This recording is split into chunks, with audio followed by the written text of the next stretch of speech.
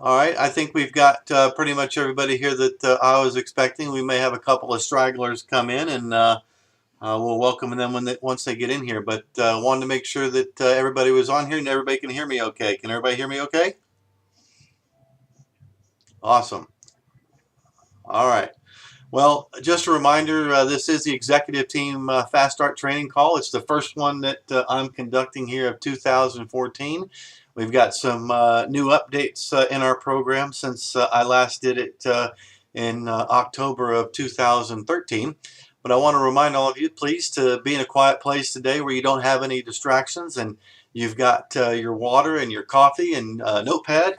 We're probably going to be spending anywhere from an hour and a half to an hour and 45 minutes today on the call. I want to be thorough with everything, but also at the end of our training, be able to answer any of your questions and everybody hear what those questions are, and then we can get you an answer for it. If you would please, as a reminder, do turn off your cell phones or put them into vibrate mode. That way we don't have any distractions. I certainly don't want you to miss anything that I'm going to be sharing with you today. The one thing that I want you to note all throughout this call today is that you're going to hear my enthusiasm and my passion come through. And I hope that's a transference of feelings to you for what you're going to be doing out in the field and the people that you're going to meet, because this really is one of the most exciting business opportunities out there today. First of all, I want to take a moment and welcome all of you to the executive team. I'm certainly glad to have you a part of this elite group of people. You are members of a very elite group of marketers called the executive team. And you're very special because, first of all, you're on my team. And that's very important to me. And I treat each and every one of you as family and part of the team. And I'm just that way. So as you get to know me, you're going to find out that my passion is for you and helping you to reach your goals and become successful and realize some things perhaps that you've never had an opportunity to reach. So I hope that we can build that culture together because all of us here, we all think differently. But the one thing that I like about all of you, because I've talked to each and every one of you, is that you're all big thinkers. And we want to set the bar for other people to follow. So with that, we'll get into this and get started. I'm going to take a shot of water here and probably not have a chance to come up for here for the next hour. But first of all, I want to introduce you to the company that you're a part of. And first and foremost, that is News Corp. And News Corp, of course, is headed by the one and only Rupert Murdoch. And News Corp is the largest conglomeration, the media conglomeration in the world. So that's, first of all, one of the big teams that you're a part of. Secondly, a division of News Corp is News America Marketing. And News America Marketing is the largest marketing company in the world, bar none, end of story. News America Marketing is basically a company that we represent, and they're the ones that have procured and put together all the relationships for more than 12,000 stores that all of us have access to. So that's pretty huge. So therefore, that said, we don't have to go in and put the relationships together. The relationships and the ability for us to market in the stores has already been done through News America Marketing. And who is News America Marketing? Well, they produce things like the Wall Street Journal, the USA Today, 20th Century Fox, Fox News, Fox Sports, and the TV Guide. They also produce all of the things that you see in the grocery stores on the floor banners, for example. The numbering system. When we all go into the grocery store and grab a number in the deli section, that's a division of our company. It's through the Smart Source label. And then the coupons that you see in the grocery stores. We walk up and down grocery stores and we see a red disc that's got a coupon extending out of it. That's also a part of the News America Smart Source label and all a part of us. And then on Sundays, in every newspaper across the country, there's a thick section of coupons. And that thick section of coupons is produced by Smart Source under our label, and it's in all the Sunday newspapers. And then, of course, Starkart. Starkart is the marketing arm and the advertising arm, the only form of advertising that's sold within the stores, and it's the only form of media via the mini billboard program that circulates throughout an entire grocery store. And so Starkart joined forces through News America Marketing. News America Marketing brought us on board as Starkart to showcase businesses in the stores. Now, the national companies that are recommended on the grocery carts to the shoppers is handled by News America Marketing. They're the ones that put together the major corporate relationships, if you will, with Pillsbury and American Express and General Motors and Nestle and Tyson Foods and Coca-Cola and Pepsi and so on. They handle the national campaigns. Although we have been able at the Starkart level, including myself, have been able to bring some national titles, national companies to these advertising banners to include Lens Crafters, and I also did a deal with American Express and H&R Block. So the relationships that we have are already taken care of through News America Marketing. And we're an extension of News America Marketing through the Smart Source label. And if all of you that have received your UPS kits and you've got the advertising frames in there, you'll see at the top of that advertising frame there's a stamp called smartsource.com. So that in essence is who we represent. And like I say, I want to make sure that everybody understands this, that the relationships with the stores are already done. Many of you asked that question when you interviewed with me, do we have to go in and get the relationships with the stores? No, we don't. And the only stores that we can go into are the ones that you find in your back office within your respective states. Our biggest client is Kroger, and Kroger is different names across the country. Kroger is Kroger in the southeast, but as you travel westward and beyond Mississippi, beyond the Mississippi River in particular, then you get into other faces of Kroger. That might include Dillon's. It also includes Fry's out here in Arizona. They are Ralph's in California. Then they get into being King Soopers up in Colorado. Over in out there where Dorothy is in Kansas, they're known as Dillon's. And then up in the Northwest, the Great Northwest, in parts of Idaho and Wyoming, and certainly into Washington State and Oregon, then they are known as Fred Meyer chains. So that Kroger account encompasses nearly 5,000 grocery stores across the country. So 5,000 of the 12,000 that we have are all Kroger. So that being our biggest account, we want to treat all of our accounts with kid gloves, but Kroger can be very, very tough on us depending on how we represent ourselves. So that's one of my themes throughout my conversation with you folks today, is that we want to treat these relationships with the utmost respect. And that said, I'm going to go off into a quick tangent here. We don't go into the stores and have relationships with the managers. They don't like for us to do that, because then we're stepping on the relationship that NAM has already created for us with the stores. Now, it is okay from time to time to go into the store and introduce yourself to a manager, that said, but being very respectful and say, hey, here's my card. I'm the person that handles all of the in-store advertising on the grocery carts. So if you have any business people that may come forward and want to know how that they can be showcased on the carts, I'm that person. And just want to thank you for your time today and out the door. So be very brief with them. So always be protective of the relationships. We are not Kroger. Definitely not. And Kroger is basically our client. The grocery stores are our client because we handle all of the in-store displays for the grocery store. But if we don't treat it with that kind of respect, friends, we could lose it. And so we want to make sure that we treat that relationship with the utmost respect at all times.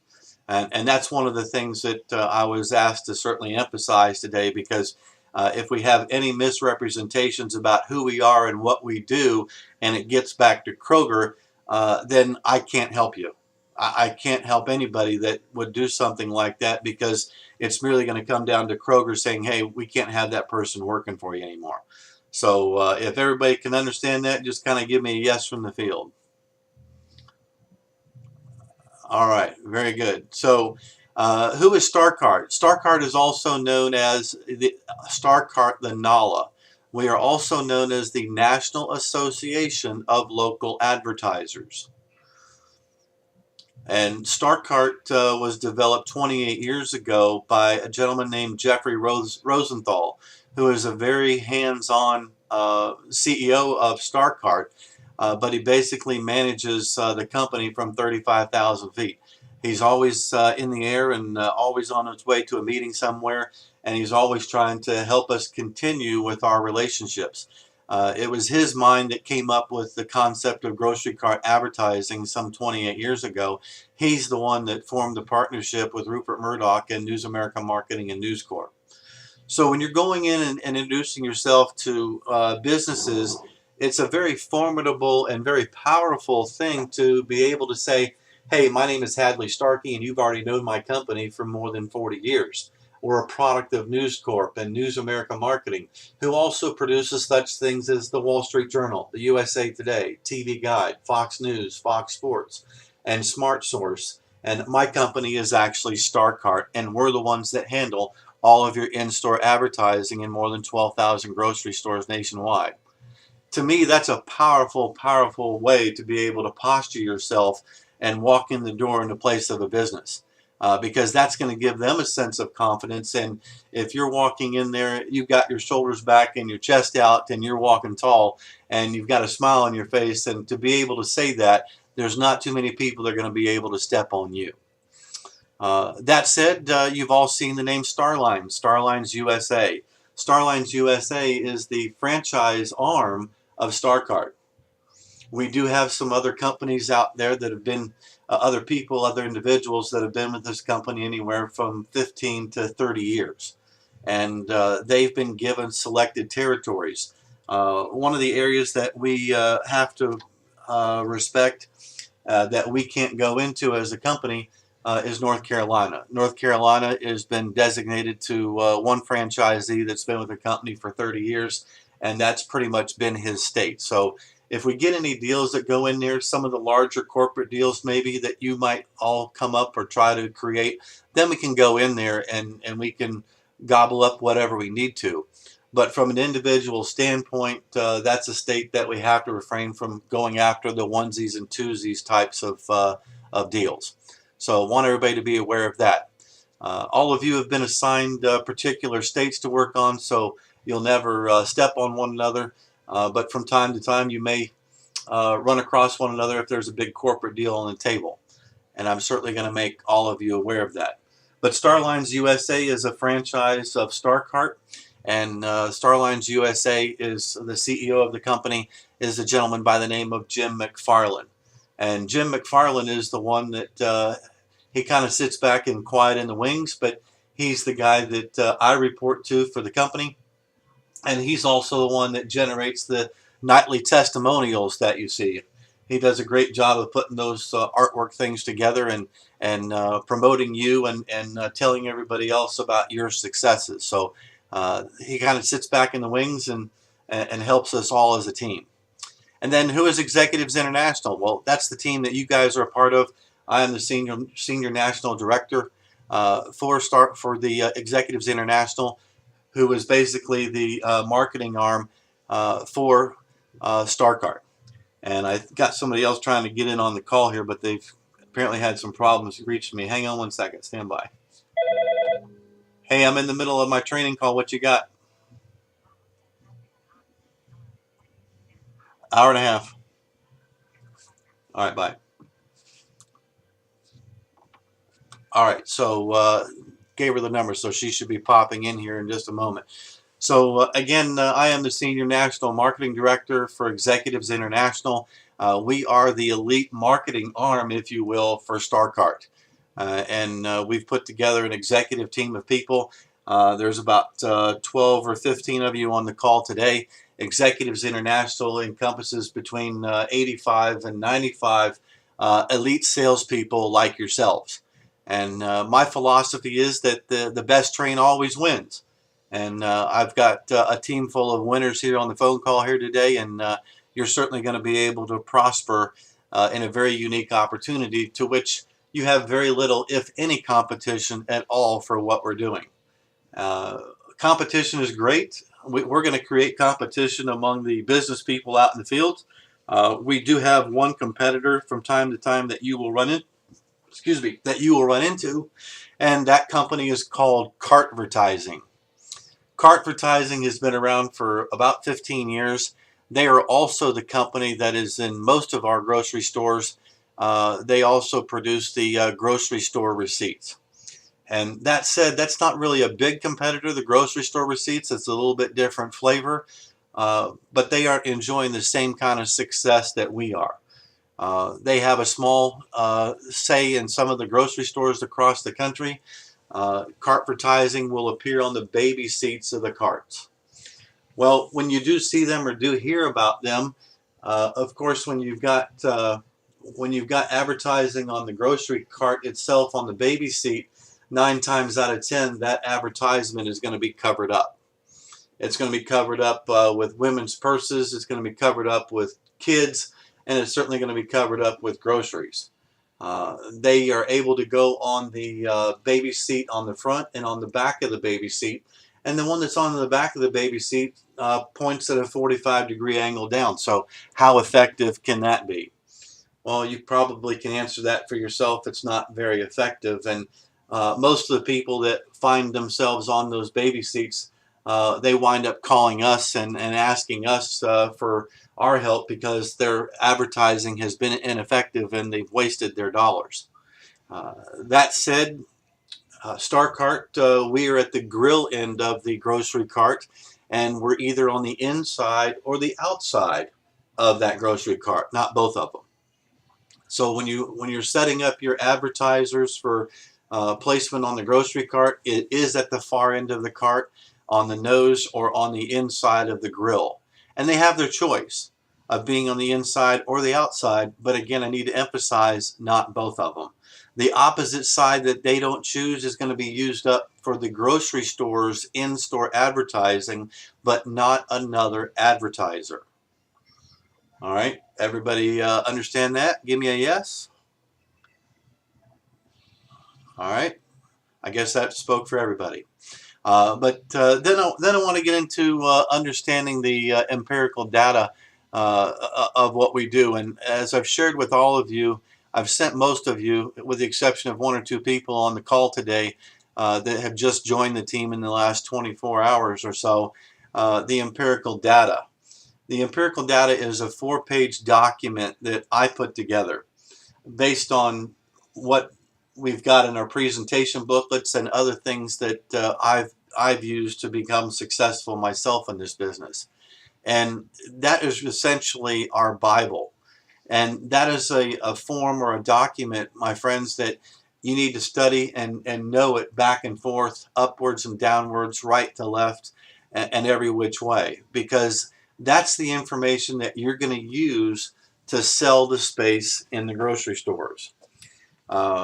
If you just went to a potential advertiser and said, hey, would you like to advertise on grocery carts? They're going to tell you no for the most part because they don't have enough information to make an intelligent decision. But you really need to get into what the grocery store is all about. And as I teach you today on the emails that we send out, and the belly-to-belly presentations that you do and the phone presentations that you do, it's very important to share with them what it means to be in a grocery store. Those are some of the most important, significant facts to selling the space. And so I want you to start off each one of your sales presentations with the question of, have you ever been showcased in a grocery store before? Have you ever been advertised inside of a store? And 99% of the time, you're going to get the answer no. And when you get the answer no, that's your point to start. Well, let me just share with you the value and what it means to be in the grocery store. And friends, if you don't go into this, then you're going to miss the opportunity to command big dollars in this situation. And here's what I mean. If you've never been advertised in a grocery store, let me just share with you the importance of being in the grocery store. The average person, 99% of the people drive to the grocery store. And within a minute of their arrival at the grocery store, 99% of those are going to have their hands on the handlebar of a grocery cart. And at the very end of the grocery cart, they're going to be slapped with your message, your advertisement that's going to stare them right in the face, and it's going to be something that they can't ignore, they can't turn it off, and they can't throw it away. And so it's important that we have a big, bright, beautiful ad at the end, or bold advertisement at the end that captures their attention and has a call to action to it. Because when they see that message the first time, as they put item after item into the cart, they're going to see that message time and time again. And the grocery store is the one place that we all go to more than any other place of business in our community. It's the one place in town where we meet we see our friends, we see our neighbors, we see the people that we go to church with, we see the people that we work with, and we meet new friends. I'm sure that from time to time that all of you in your single lives have always heard that one of the best places to meet people is the grocery store, not a bar. So it's the best place to advertise as well, because the grocery store is still the most trusted place of business that we all visit. And everybody trusts the recommendations of your grocery store. Just let me hear a few yeses if you've ever heard the butcher giving somebody advice on how to cook a piece of meat, or what is the best piece of meat to buy, and yada yada. We all ask for those recommendations, don't we? Or we all have. Yeah. So, and then people are always going to the customer service desk. People that might be new to the community. Hey, do you happen to know a good bank in town? Do you happen to know of a good barber, or a good dentist, or a good realtor? I keep saying realtor, but and that's one thing we've got to pronounce correctly too. Realtor, not realtor. I've always been accustomed to saying realtor with the it in there, and there's no it. But so the front desk cannot give those recommendations, but yet they can point people, hey, we've got some local advertisements on our grocery carts, and if you go look at a couple of the grocery carts, you may find a realtor located on there, or a dentist, or a doctor. That's the only way that they can really give out any kind of referrals, if you will, from the customer service desk. But that said, that's why many of you were on the phone call today, because the grocery stores are reaching out to us and to News America Marketing saying, hey, there's not enough advertisers on our carts to recommend shoppers to.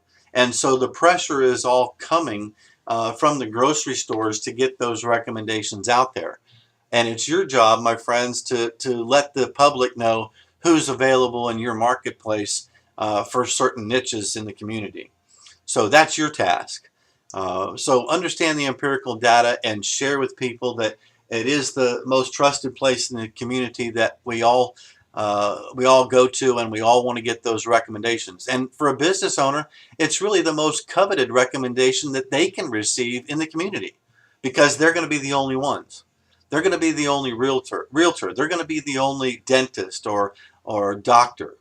And so when you're telling them that they're going to be the only one, that gives them an elite presence in the community.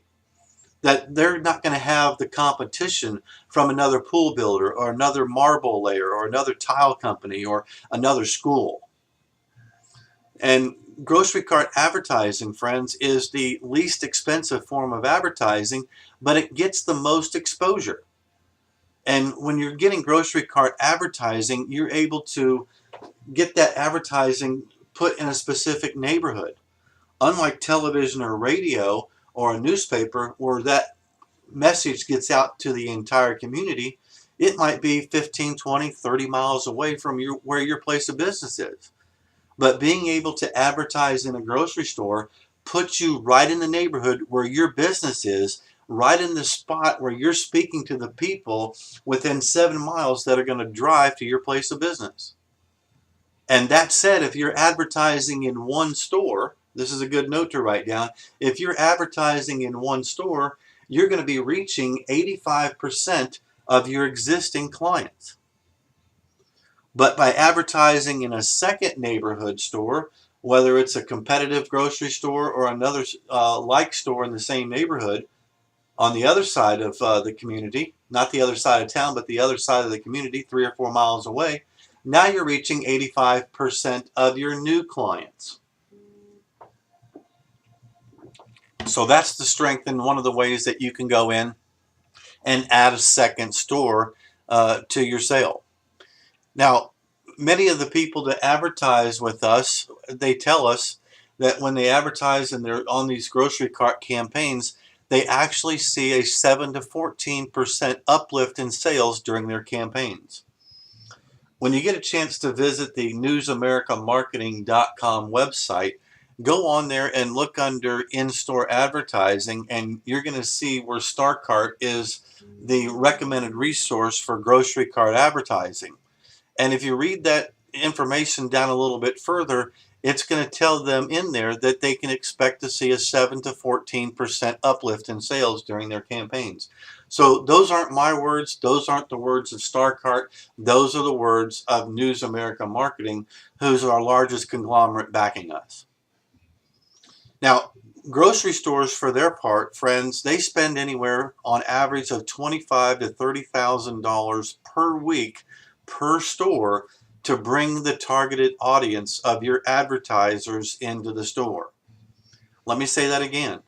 Grocery stores spend on average of $25,000 to $30,000 per week per store to bring your advertisers' targeted audiences into the store. That means the grocery stores are spending over $1 million per year. So you as an advertiser, that's one of the ways that I answer the question that advertisers give me all the time. Well, what's this going to cost me? The first thing that I say to them is, well, I don't know what it's costing you by not being in the store. What's it going to cost me to advertise in the grocery store? Again, my response is, I don't know what it's costing you by not being in the store. And when you get people that ask you that question, you answer it that way, they're going to say, "My gosh, you're good. Where did you learn that from?" And just tell them you heard it from Hadley. But so grocery stores, when the people ask me how much is it going to cost me, I don't know what it's going to what it's costing you by not being in the store. But that's a very good question. Always edify people's question. That's a great question. Let me answer that for you. Because the grocery store actually spends on average of $25,000 to $30,000 per week to bring your targeted audience into the store. And you get to ride the coattails of that major advertising budget for a mere fraction of the cost. Now, normally it's $780 to go into a store like this per month, but we've got special pricing for you. Instead of it being $9,400 for the year, we've got some very special pricing for you, and then go into your pricing. Hey, I've got somebody in the background here that's creating some noise. If you would please, just to keep the noise from coming into the call, can all of you push *6 on your phones, please? Press *6 on your phones, and that will mute you. And then at the end of this, I'm going to allow you all to get in and go through a Q&A. So *6. So again, I want to go over this for you that we're writing notes and not able to keep up perhaps, because this is really an important selling point beyond the empirical data. Once you've gone into the empirical data, then you're going to finish up the empirical data by saying, hey, you're probably wondering now what this might cost to be in the grocery store. Actually, going in the grocery store is the least expensive form of advertising, but it's going to give you the most exposure and the most impressions for your dollar. When it all breaks down, you're going to have on average of $3.75 to reach every 1,000 unique impressions. So it's a very inexpensive form, far less than television or radio. But let me answer that question for you, because the grocery stores spend on average of $25,000 to $30,000 per week to bring your targeted audience into the store. And you get to ride that advertising budget for a mere fraction of the cost. And normally it would be about $780 a month or $9,400 for the year. But we've got some special pricing right now to bring advertisers like you into the store for the very first time. And then, friends, you're going to go into your pricing. And the grocery stores spend over $1 million a year, and you get to ride that for a mere fraction of the cost. All right.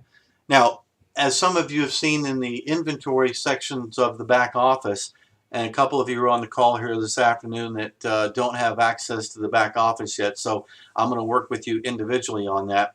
But I want to emphasize with you that the number of carts in the store doesn't matter.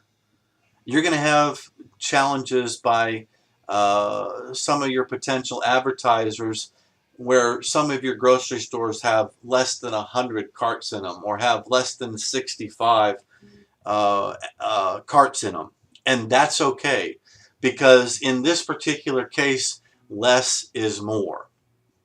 And less is more because in the smaller grocery stores that have less than 100 carts, those carts are circulating the store on average of 12 to 15 times per day.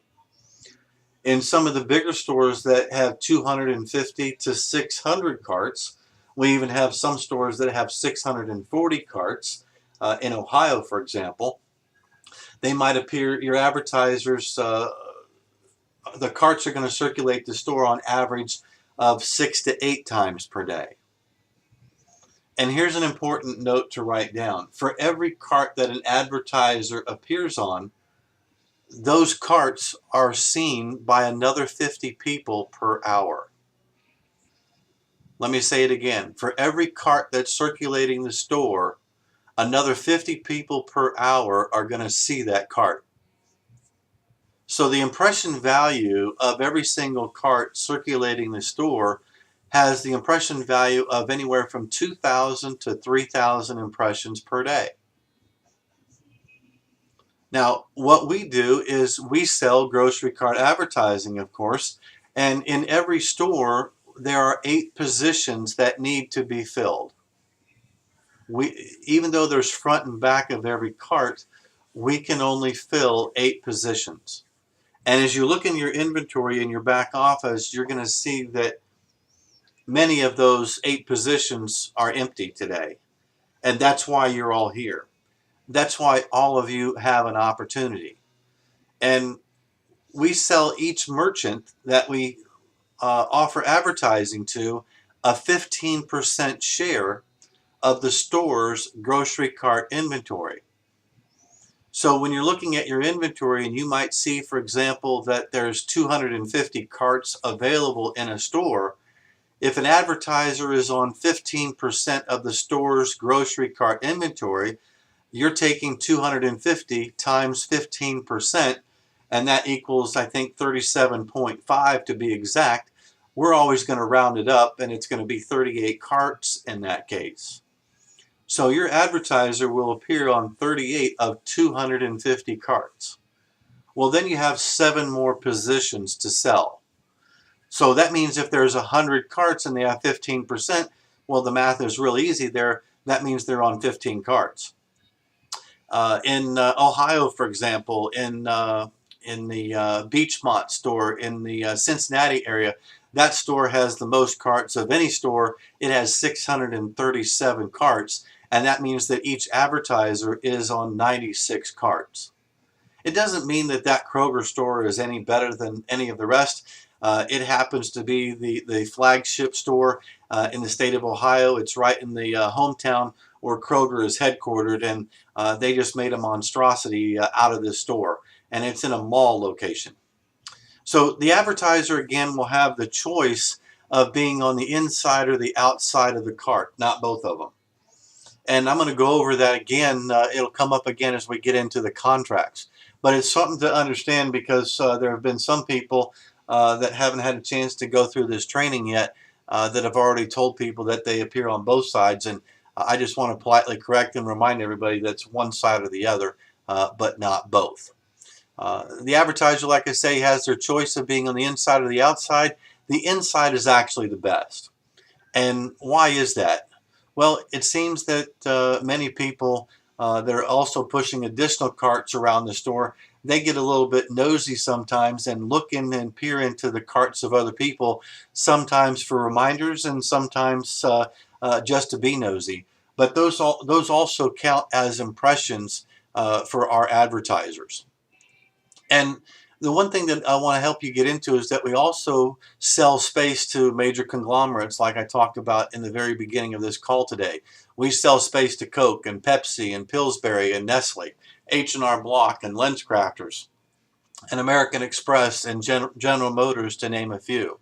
Again, most of those relationships are formed by News America Marketing. They handle the major corporate accounts. It's not to say that you can't put a major account in there, but when you do, it has to be cleared through us and News America Marketing before we can approach them. And that's why last year I was able to approach H&R Block and put a deal together with them where we started with 60 stores last tax season. This year they expanded it to 150 stores. And right now I'm working with their strategy people on various conference calls where next year we're going to be in 500 stores. That said, I'll just put it out there for all of you that we don't have a deal yet with Jackson Hewitt.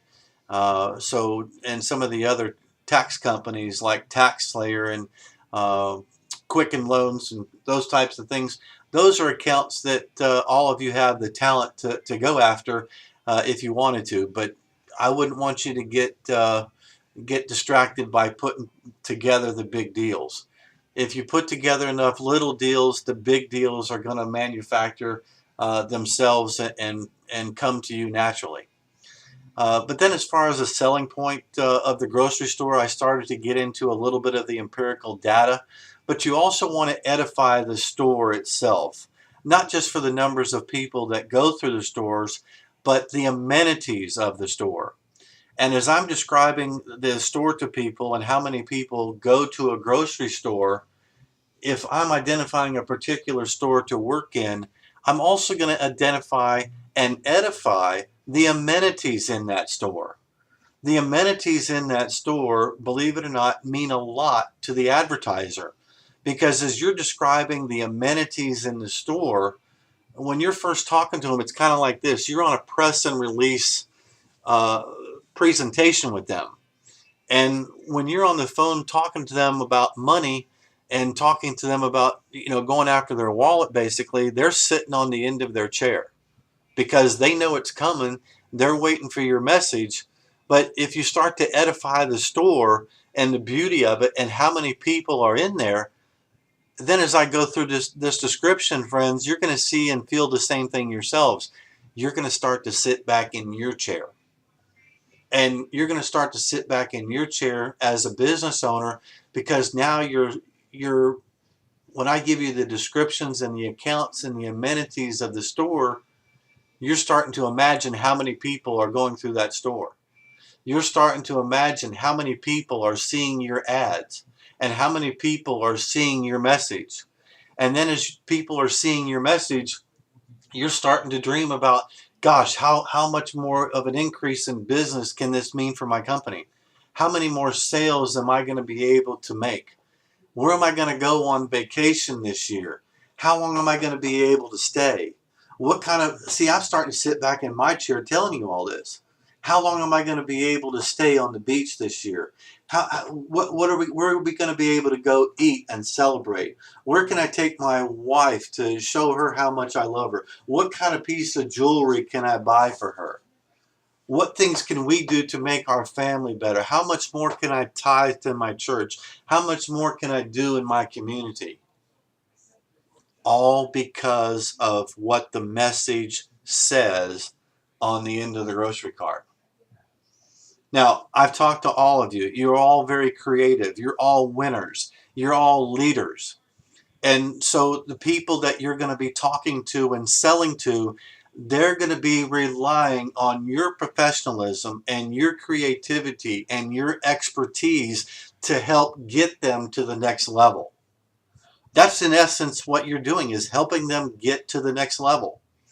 So they're going to ask you for your knowledge. Don't be afraid to share it, but be creative. And the advertisement that you want to create for them has to be big, bright, bold, and beautiful. There's 4 letters of B's right there. Now, you don't have to help them with their creativity for the ad, but it doesn't hurt to share your expertise in what you know works best for them. And maybe you found out what works best by seeing some of the advertisements and examples that all of you have received via your UPS kits. Those are great ways. But if you don't know, just edify our advertising department, because once you sell an ad, you're done with it. Our creative team in Ventura, California, under our advertising arm, they're going to take over and they're going to get with your advertiser. And they're going to help them create their ads, and they're going to help them produce those ads and send them copies and proofs to sign off on. So you can say, hey, I don't know a lot about your particular industry and what's going to work best, but I've got an awesome creative department in California that's going to be in touch with you in the next couple of days.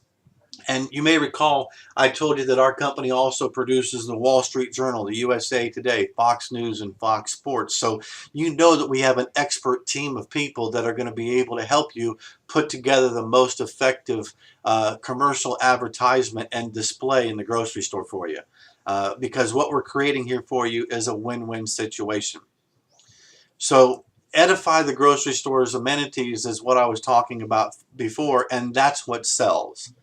Kroger, for our part, is really helping us out on a nationwide platform, whether they're Ralph's or they're Fred Meyer or they're Fry's here in Arizona where I am, or they're Kroger where you are. They're really doing some great things, and they're putting out these new big box prototype stores that include things like Starbucks and other coffee shops.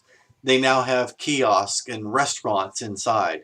They have banks and jewelry stores and furniture in them, barbecues and outdoor furniture to boot, LED TVs, men, women, and children's clothing, expanded toy section, organics, expanded fruits and vegetable departments, emphasizing on local fruits and vegetables for that area, and then an expanded meats and seafood department. Some of them, even in some of the hotter areas of the country, like Arizona in the summertime, and Texas, and Georgia, and even South Carolina, they have covered parking now and valet service. Well, these are all amenities that attract people in, and they're great selling points to include in your presentation to an advertiser, especially if you're talking to them over the phone, because you want to share with those amenities and how much they mean, because for every amenity that you're talking about brings more and more people into the store and more people that are going to be able to see that advertisement. The number one selling point for a grocery store is if it has a Starbucks in it, because everybody loves coffee. And the one thing about coffee is you don't have to remind a coffee drinker to drink their coffee. So if they're in a grocery store and coming to a grocery store because of Starbucks and they're doing it every day, then that means not only 3 times a month that somebody's going to the grocery store, but it might mean once a day, 7 days a week. And so they have 7 opportunities per week to be in front of that ad. So edify the grocery store and the amenities that are in it. One of the things that I say, the grocery store, not only does it bring the most traffic in, it brings everybody in that eats the community. All of your customers eat, but this particular store is so awesome because it has a Starbucks in it. It has a neat little kiosk restaurant, a little sit-down place. It has a bank. It has an independent Fred Meyer jewelry store. It has upscale designer furniture and barbecue grills and LED TVs. It has men, women, children's clothing. It has an expanded toys department. It's really a Target, if you will, on steroids with a grocery store added to it. And it's an awesome grocery store on top of it. It's got extra wide aisles. It's got a dedicated organic section. It's got expanded fruits and vegetables and meats and seafood. And this place even has valet and covered parking. So it's really unlike any grocery store that you've ever seen. And as you as an advertiser in this store, you're going to start to see a tidal wave of money coming into your place of business, because people are seeing your ad more and more and more, anywhere from a minimum of 3 times a week to 10 times a month. And people spend on average of 47 to 60 minutes inside the store every visit. And some of these big prototype stores that Kroger has put together are 125,000 square feet. And now instead of 47 to 60 minutes average, now they're in the stores on average of 60 to 90 minutes. So what used to be 10 hours a month is now 12 hours a month. So you tell me another place where you're going to be able to get 12 hours of FaceTime in front of your potential clients, and I want to go sell it. You see, my friend, it just doesn't exist. And that's why the grocery store is the #1 most effective place to be advertised and showcased, because everybody in the community is going to see you. And when they start telling you, I see you everywhere, then you can just smile at them and say, hey, you know what? I'm glad to hear that. And that's when you know, as an advertiser, you're doing the right things, you're doing the right kinds of advertising. But what they're actually telling you is they saw you in the grocery store. They may not come out and tell you unless you have a call to action on your ad. Now, what would be a call to action? I've got automotive people, auto dealers, that ask people to bring their grocery receipt in, and they'll get reimbursed for their entire grocery expense. So they're asking people to bring a receipt in for $500 or $1,000, and they'll put that towards a down payment on a car. Great way to promote. Other places will ask them to bring in their grocery store loyalty card. Kroger, of course, has a loyalty card all over the country. I'm not sure about Albertsons, if they still have their card or not. Last I heard, they didn't. But always try to put or recommend some kind of call to action on their ads, so that people know how to identify that that particular form of advertisement is working. So I'm going to come up for air for a second and take another drink of water, and then we're going to get into how we build our list and making our calls. Okay, so like I said, and we've already identified, what we do is we sell grocery cart advertising to small to medium-sized businesses. And I want to help all of you who are new here on the call today to really hit the ground running as fast as possible. And I want to encourage you not to be analytical, not to use analysis and paralysis. Because if you're trying to dot every I and cross every T and be perfect at this, you're never going to be perfect. And what I want you to do is prepare yourself to go out and make mistakes, and to cut your teeth on some businesses where you expect to fail as you're trying to get your feet wet with this opportunity. And you might surprise yourself that it doesn't matter what you say to the right person, they're going to buy it anyway. But what I have found out is that if you put that knowledge on ice and you're trying to make sure that everything's right before you go out in the field, chances are you're never going to be a producer. Chances are you're never going to get very far. But if you take the little bit of knowledge that you do have right now and you use that with excitement, and excitement on fire, then just because of your mere enthusiasm alone, you're going to be able to make sales. And that's why when I got into this business and I started sharing the value of the store and the amenities and the uniqueness of being an in-store grocery cart advertiser, my excitement came through on the phone with people or face to face with people, and they bought just because I was enthusiastic and passionate about it. And so you've been able to hear a little bit of that coming through the phone today, and you've heard it as we've all talked on the phone, because to me, my impression is this is the best form of advertising for the least amount, and it does so much for the business owner. And being in the store is the #1 place that we're creating a win-win-win situation, not only for the advertiser but for the store, but ultimately for you and for your family and for your income and your livelihood and your time freedom.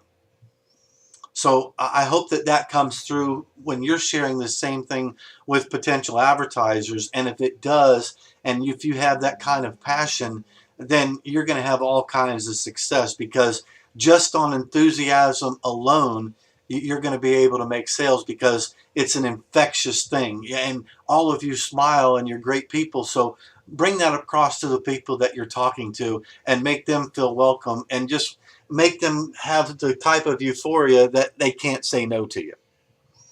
The next thing that I want to go into as we start to build our list is, I've sent all of you that have been with me for the better part of a week so far anyway, I've sent you my hot list of businesses.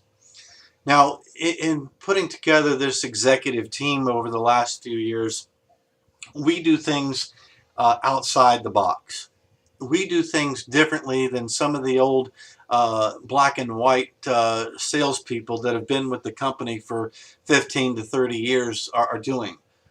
We think differently than they do. We act differently. We bring different deals to the table. We bring bigger deals to the table, and we're constantly being productive because of our cutting edge ways of doing things and the different types of businesses that we're able to bring in.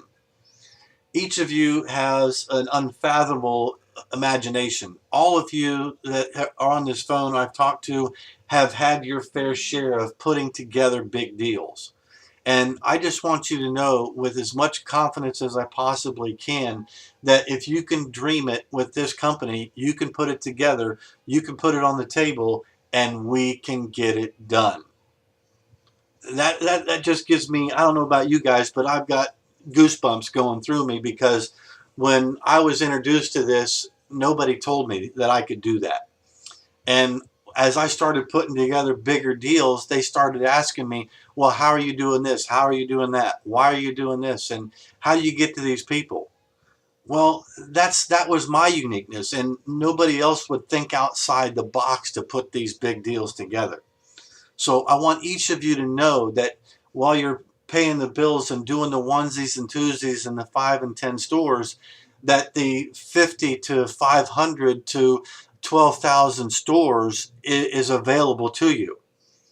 So never hold back from bringing a big deal to the table or wondering whether or not you can do it, because we have the capability to do it. And I'm just going to remind you at all times, you're not thinking big enough.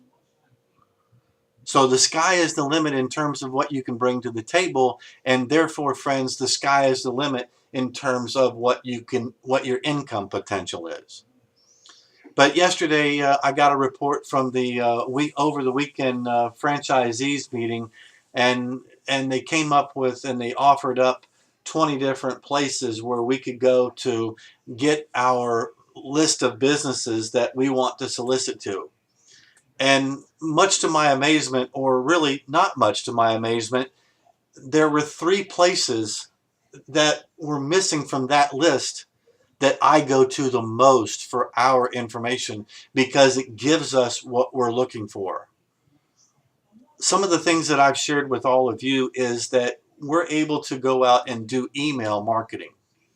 Email marketing, many of you may already know this, is one of the most powerful, most formidable ways to market any type of product or service.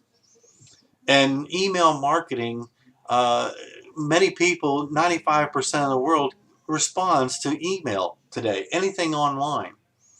And when I got this list yesterday sent to me, they omitted the top 3 ways that we get put together our list, because the top 3 ways that we get our lists will give us the emails. And other people in the company with Starkart are not using emails to get to the people.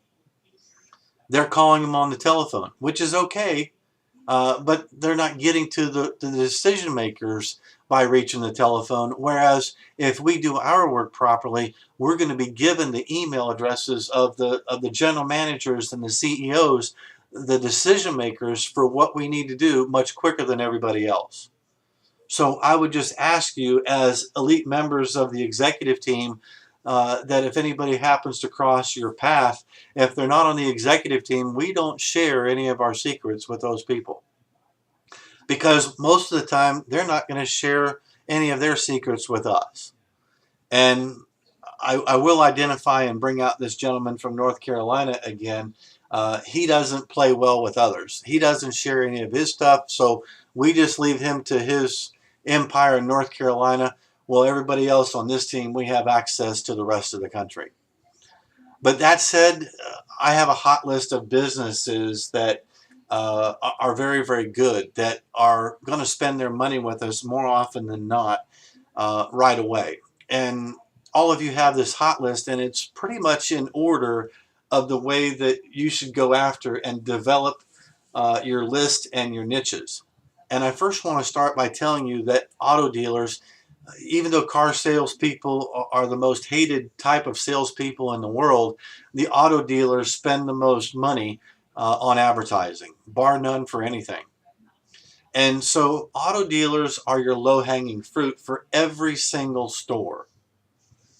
And while we're going after most businesses that are within 7 miles of any given grocery store, auto dealers are the one niche that people will drive up to 10 or 12 miles away from a store. So if you have an auto dealer that's 10 to 12 miles away from a store, then you can still put them in there. Auto dealers will not be happy most of the time just being in one location, because they deal with the entire community. They're dealing with a radius of up to 25 miles away from their locations. So any stores that come up within 25 miles of their locations are stores that you can sell to them. But auto dealers are really not going to be happy unless you can put them in anywhere from 2 to 5 or even 10 locations. And while I'm going to emphasize that we want to have a one-call close with 99% of the merchants we deal with auto dealers, it's a little bit bigger of a sale. And the general manager most often has to communicate his desire to spend money with the owners. And sometimes they don't. Sometimes they'll make the decision with you right on the phone. But auto dealers, you can sell them anywhere from 2 locations to 20 locations. They might have different types of dealerships. They might have a Buick and GMC dealer. They might have a separate one that's a Dodge or a Chrysler. They might have the luxury end of the car lines too, like Mercedes or Lexus or Audi, or maybe even Porsches. So with each one of those, let me just interject another thought. If they have a different tax ID for their business, then they also have a separate $295 production fee that I'm going to go into. But you'll see at the top of the hot list, we've got auto dealers and auto repair, auto glass. Auto glass is the #1 buyer of grocery receipt advertising.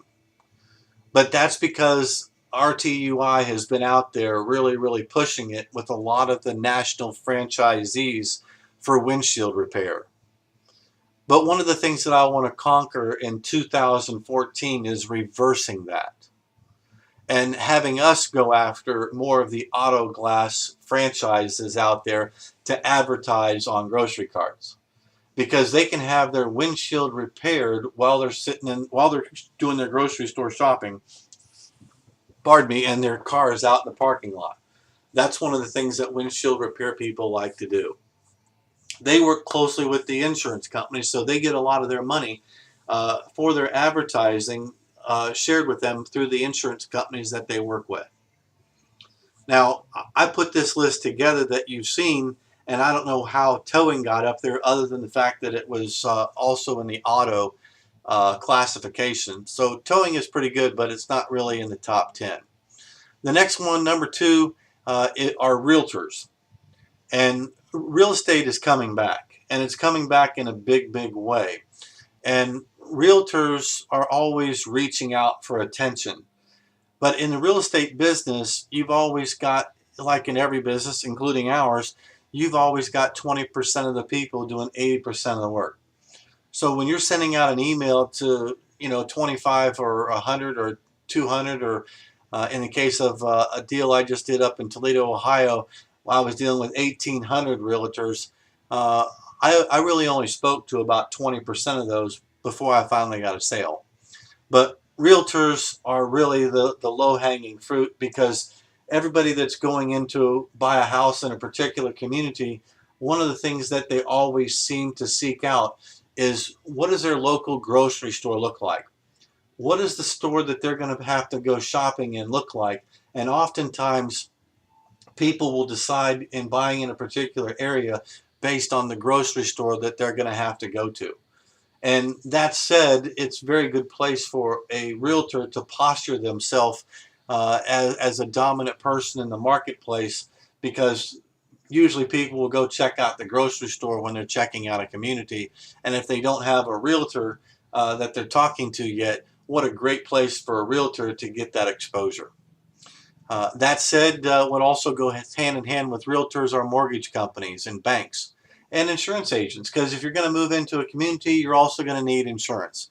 And if you're coming from out of state, then what a great place to establish a relationship with your first insurance agent in the area than the place that you visit first in the community, which is your grocery store. And then, of course, heating and air conditioning, also very big. Heating and air conditioning and plumbing companies, they take up the fronts and backs of our telephone books, which, by the way, aren't being used anymore.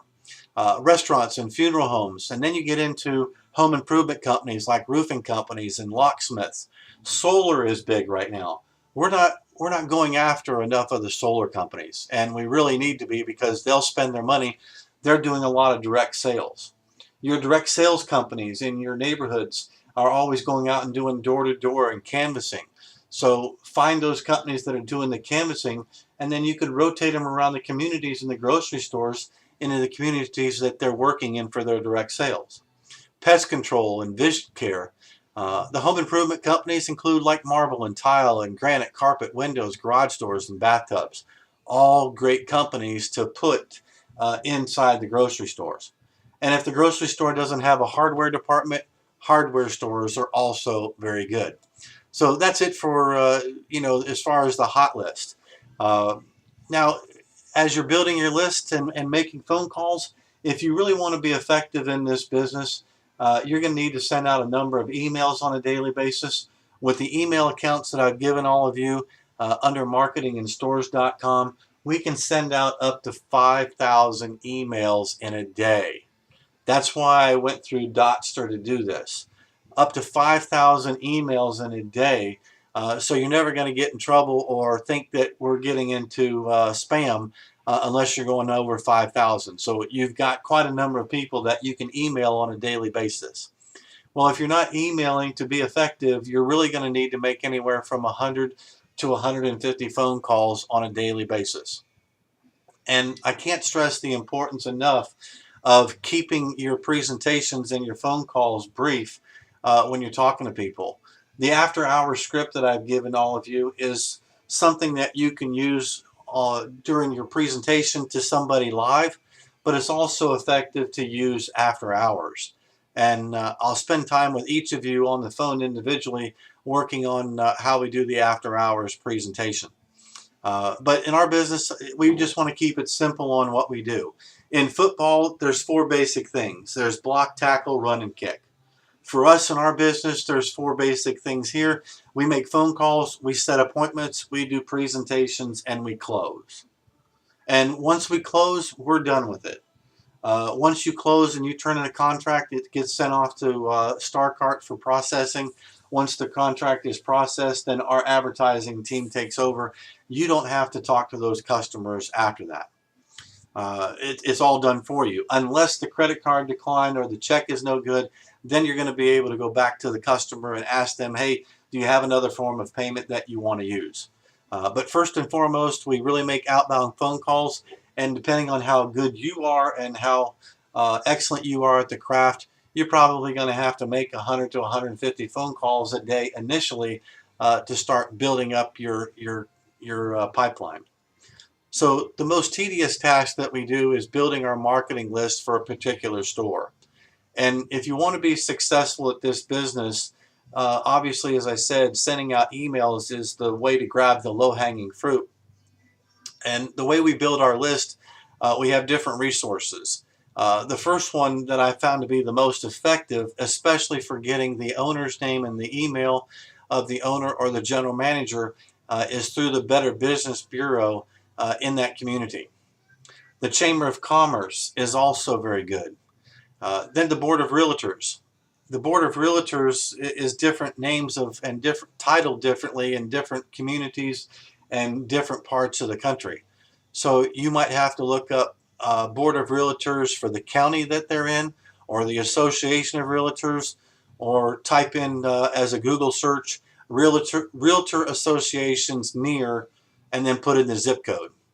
But what's also good is that when you find this Board of Realtors location or directory, what you also want to look for additional leads are going to be the affiliates. Each board of director or board of realtor directories will have an affiliate list on there too, which also includes the business owners and usually their telephone numbers and email addresses. And then if you don't get what you're looking for out of the board of realtors, then look up the individual sites for the real estate companies like Remax, Prudential, Century 21, and then the Home Builders Association. I have not seen anybody else connected with Starkart in any way, shape, or form start to look up the Home Builders Association. And we all know that there are communities, designated communities built by home builders. And if you go into the Home Builders Association, you're going to find out who those local builders are for those particular tracts. And the Builders Association will have the namesake of the building company there, and most often, better than 90% of the time, will have the owner's name and their email address and their cell phone number and their main office number. So that is really another area of low-hanging fruit, because home building is back just like real estate is. And when you're dealing with the home builder and you ask them for referrals of other real estate companies, title companies, mortgage companies, and banks, they've got a whole boatload, a shoebox full of names they can give you. You may have seen in the last couple of days some testimonials that have come out for one of my newest star pupils, Anne-Marie Bennett. I didn't hear her on the call here earlier because she was out in the field on an appointment this morning. But Anne-Marie has been out in the field now for 6 days and already made 2 sales, almost $3,000 in the last 6 days with Executives International here on the executive team. And she did it by going out and talking to one person that gave her another referral, and has really given her a shoebox of referrals of other people that are known advertisers in the area. Anne-Marie used to live in Fresno and moved to Dallas. And she doesn't know anybody in the community, but just let her feet do the walking, and that's how she's produced those new sales. So nothing fresh, nothing new, no magical dust, just went out there and started beating the pavement. And I would venture to say by Friday, she'll have another 2 or 3 other deals turned in from those referrals. So that's it for starting to build a list. And when you put your list together, you're going to mail out your email to 10 or 12 people in that particular niche.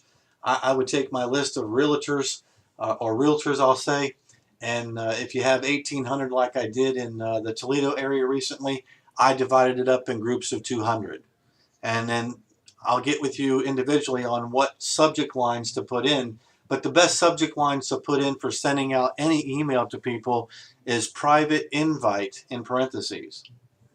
Private invite in parentheses, and then outside the parentheses, space, space, space, and then put, we need a realtor, or we need an auto dealer, or we need a plumber. Build your list with 10 or 12 different niches, and then pick the top ones out of the hot list, and then sell to 8 of them. And another thought that came up the other day on TV, I saw a news article about the grocery store being a hardship for most of the elderly people to get to. So when I was thinking about it being a hardship for decrepit and elderly people to get to, then I was thinking more of the assisted living and health and wellness companies, alarm companies, and taxi cabs.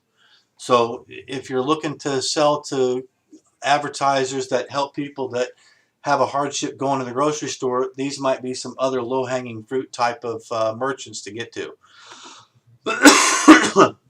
Wow, I've covered a lot already in just about an hour, a little bit more than an hour, but I've got a couple of things I want to go into now as far as how you do your presentations. And I hope that this has been informative to you so far to this point, and I'm going to start going a little bit quicker on some of the things now so that we're not taking up the bulk of our day.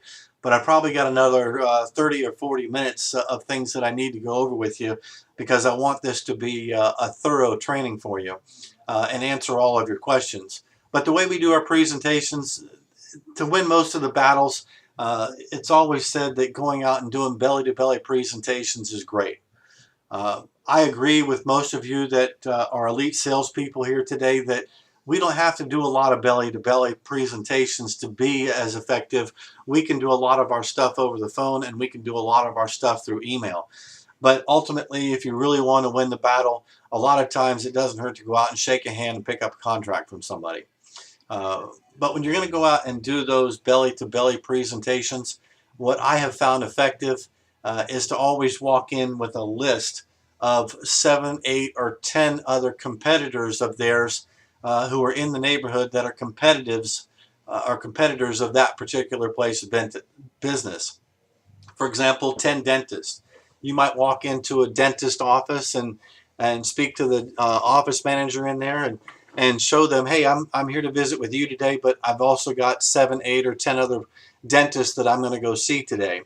And I'm here on behalf of your local XYZ store, and we're looking for one dentist that would like to be showcased exclusively to all the shoppers coming into this store. And this store actually traffics between 125 and 150,000 shoppers each and every month. And that means exposure to 3,000 to 4,000 people on a daily basis. So we'd like to have one dentist that would like to be showcased in here, and that's why I'm here today. I want to talk to you more about showcasing your business in the local XYZ store. And then just get into it. Share the benefits of the store, ask them if it's the store that they shop in, and then show them the competitive list that you've got and put them in the deal. And you're going to rely on your sales techniques to make that sale for you. So as a value add-on bonus, you're also going to be able to offer people a free listing in our nationwide business directory. With that free listing in the nationwide business directory, we're also going to introduce them to an additional 200,000 people throughout their community each and every month. So not only do we showcase them in the grocery store and recommend them to 125 to 150,000 shoppers each month, but we also have them covered online and recommend them to another 200,000 people who go on our grocery store sites and shopping sites every month looking for discounts in their local grocery stores. We also give them, as a value add-on bonus, a free marketing video. Now, again, because we are connected with News America Marketing and News Corp the way we are, we have the ability and we have the relationships to produce a Hollywood video that can go attached to that nationwide business directory. We give them give them this at no additional cost as a value add-on bonus. They're already generic videos, and you can find those videos at starkartthedollar.com under videos, and you can also find them on YouTube under the NALA advertisers. And one of my favorite ones is the insurance video. Shows the 12 or 13-year-old boy that stole his dad's boat for the day and took it out in the harbor. That particular video actually won a Tippy Award, which is almost like having an Oscar. But a couple of our videos in there have actually won awards. But there's videos for dentists, there's videos for realtors, there's videos for insurance agents, there's videos for all kinds of different niches. We're going to be able to give them a list of those videos. They get to choose which one they want. In addition to the video, we also, our advertising department will customize that video at the end of it for them by putting their company name and website and telephone number on there, or if it's an insurance agent or a realtor, to put their individual names on it. So we'll go the extra mile to customize it for them. Again, no additional charges. So I've covered that, and that's a pretty good bonus that you're going to give them. This is where we start to get into pricing. That said, you all have a copy of the compensation plan and the pricing that goes with it. You're all independent contractors, and in keeping with this being free enterprise, we're not going to dictate to you how much you have to sell something for. For each of you, it's going to be whatever you feel the marketplace is going to bear. But we do give you guidelines that you need to follow for pricing, because it's based on what we perceive to be the value of what we can deliver on. And I've talked to all of you, and again, emphasize the fact that you're all big thinkers, and I want to tell you and reinforce the fact that if you can create it and bring it to the table, we can do it for you. bring it to the table and we can create it, and you can get paid for something big. But we all use, when we use our minds to put these deals together, you have to be sensible about your pricing. And you don't always have to go for the big deal to make a great living here. I want to emphasize that too. It's better to get something than walk in there and try to stick to your guns on your price and then walk out with nothing at all and wish you had done something differently. But that said, we have a minimum pricing schedule that we go by here, and a minimum contract is a 6-month contract or 6-cycle contract in the amount of $2,394. That $2,394 breaks down to less than $400 monthly to the customer, or $399 if you will. Plus we also have a one-time $295 production fee. So that would be the smallest contract that we could accept. That's what we call an even par or a par contract. The maximum that we can accept would be a $599 base rate per month, up to an annual contract of 12 months. Now, we can do 16 cycles, we can do 18 cycles, and if you can create it and do it, that's fine, but it's not the norm. If you're going to go into an 18 cycle type of thing, then you probably want to come down from the $599 rate to something a little bit more amicable, either $499 base rate or even $399. But that said, we use a cycle calendar for what we do, and this is something that News America Marketing came up with. It's not a Starkart thing. Sometimes it can be confusing, but it's very important to understand that we work in a cycle calendar, and a cycle calendar is 28 days to News America Marketing. And I don't like it myself, to be honest with you. I don't like the cycle calendar, but it's really the old moon calendar, and every 28 days is a cycle. And if you take 365 days and divide it by 28 days, that gives you exactly 13 cycles to a year. Because some months, like this month for example, have 31 days. Some have 30. And in February we have either 28 or 29 days. So the one common denominator that we could come up with, or News America Marketing could come up with, was a 28-day calendar. So if you're going to sell somebody an annual contract and you want them covered for the entire year, then what you're going to sell to them is 13 cycles. And each cycle is 28 days or 4 weeks. So I had everybody mute, so I can't ask for responses right now, but I'm pretty sure that it's pretty easy to understand. Now, all of you have a copy of the compensation plan, and we're obviously one of the most lucrative businesses that comes with residual income. And as I said, a minimum contract is 6 months. 6 times 4 is 24 weeks. 7 cycles would be 28 weeks. 13 cycles would be a year. And when I get into pricing with an advertiser, you won't hear me quote a monthly rate to people, because it's my philosophy that if I start talking about a monthly rate, they think that they can pay for it on a monthly basis. And I don't want them to think that we're going to offer them a monthly payment plan, because it just doesn't exist. Most businesses are conditioned to paying for advertising and having to pay for it up front before the advertising actually goes out. And so I tell people, I quote advertising rates this way. I say normally it's $780 per month. So I do quote the rate there once, or $9,360 per year. But I never try to mention again, because again, I don't want them to think of it in terms of being able to pay for it. So I'll say a minimum contract would be a 6-cycle agreement for $2,394, and then a one-time $295 production fee. Or if I'm going to quote them a year, normally it would be $780 a month, or $9,360 for a year. But right now they're trying to get additional advertisers into the store, and they're offering a grand opening price here of an annual contract for just $4,788, plus the one-time $295 production fee. Let me get into the production fee. The production fee is just a one-time charge. And we give your advertisers the flexibility, friends, to change their ads every 28 days in the store. Now, you aren't going to have to go and put the ads in there. Most of you are new here and don't know this. News America Marketing is the one that puts the ads in and changes the ads in the stores every 28 days. News America Marketing is also the same company that fills the grocery store magazine racks. So every 28 days when they're putting new magazines in the stores, they're changing out the ads in the grocery carts for you.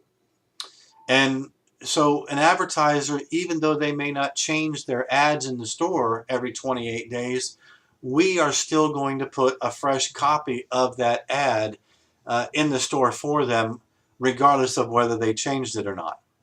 But from a flexibility standpoint to the advertiser, you have the ability to tell them that they can change their ads every 28 days.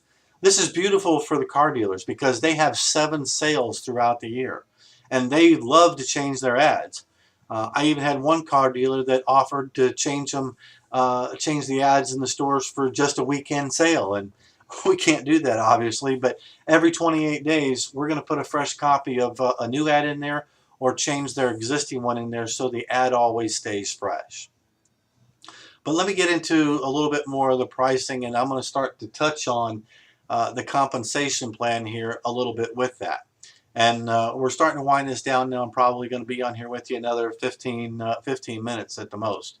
But that said, a 28-day cycle, a 6-month cycle is at $399.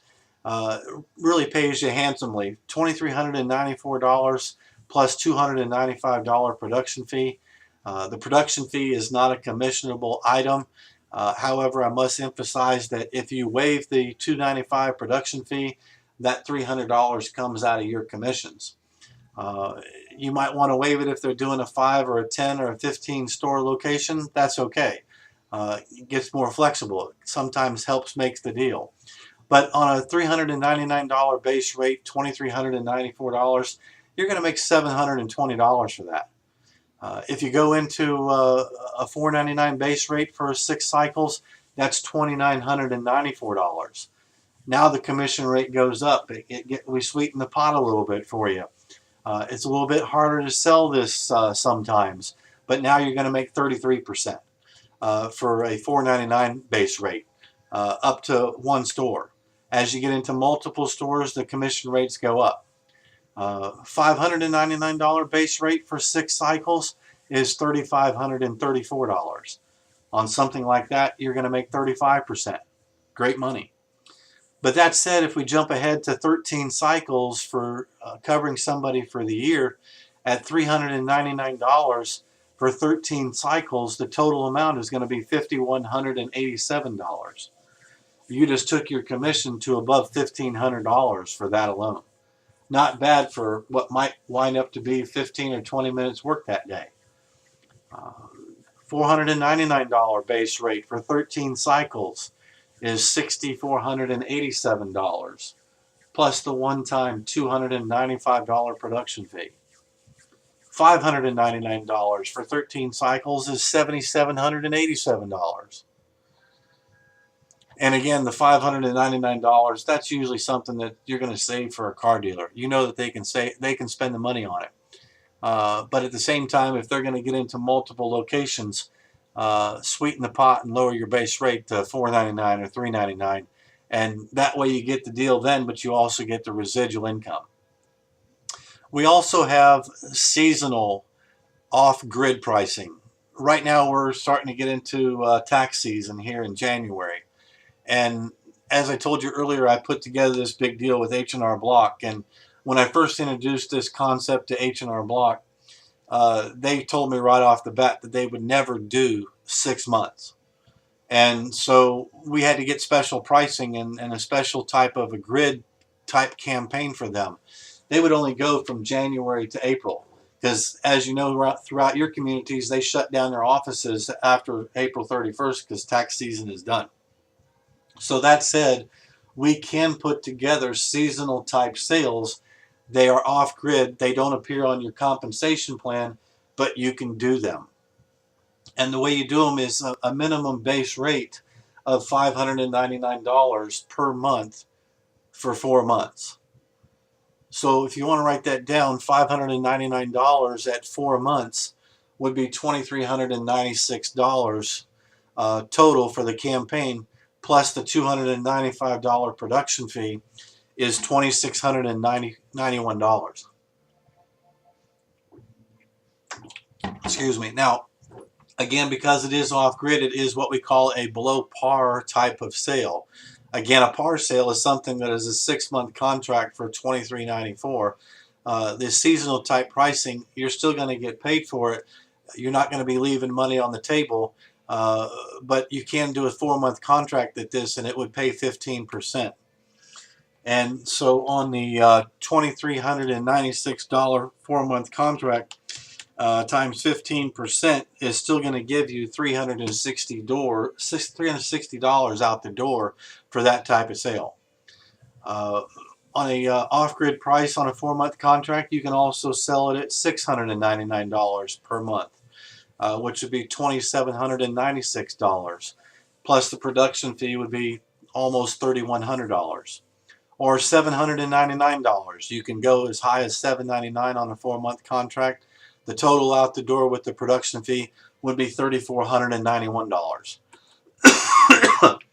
And then you might have some local and special events. Say you have a bridal show, or a community barbecue, or a festival, or a boat show, or a rodeo, or a NASCAR event, or maybe the Super Bowl comes to your town. Maybe you want to do something for a local event for a 1-month type of a campaign. Well, we won't say no to that, but we need a lead time of at least 45 to 60 days with any advertisement to put it together. But we can do those 1-month local event type of promotions. You just have to get with me on pricing in order to put those things together. So home and garden shows, gun shows, we have them in every community across the country. You can do those. Concert series are a seasonal thing during the summer. They run anywhere from May through September or even October. But you have to have lots of forward thinking to what's going on in your community and have that lead time. So that said, again, you're all big thinkers. If you bring big deals to the table, then one of the things that we'll do to go to bat for you is we'll sharpen our pencils on our end. So if something big comes your way, where we've got a double-digit location type of sale, we can do lots of things when we put those deals together. For example, last year I had a State Farm agent that I ran a 3-month recruiting campaign for.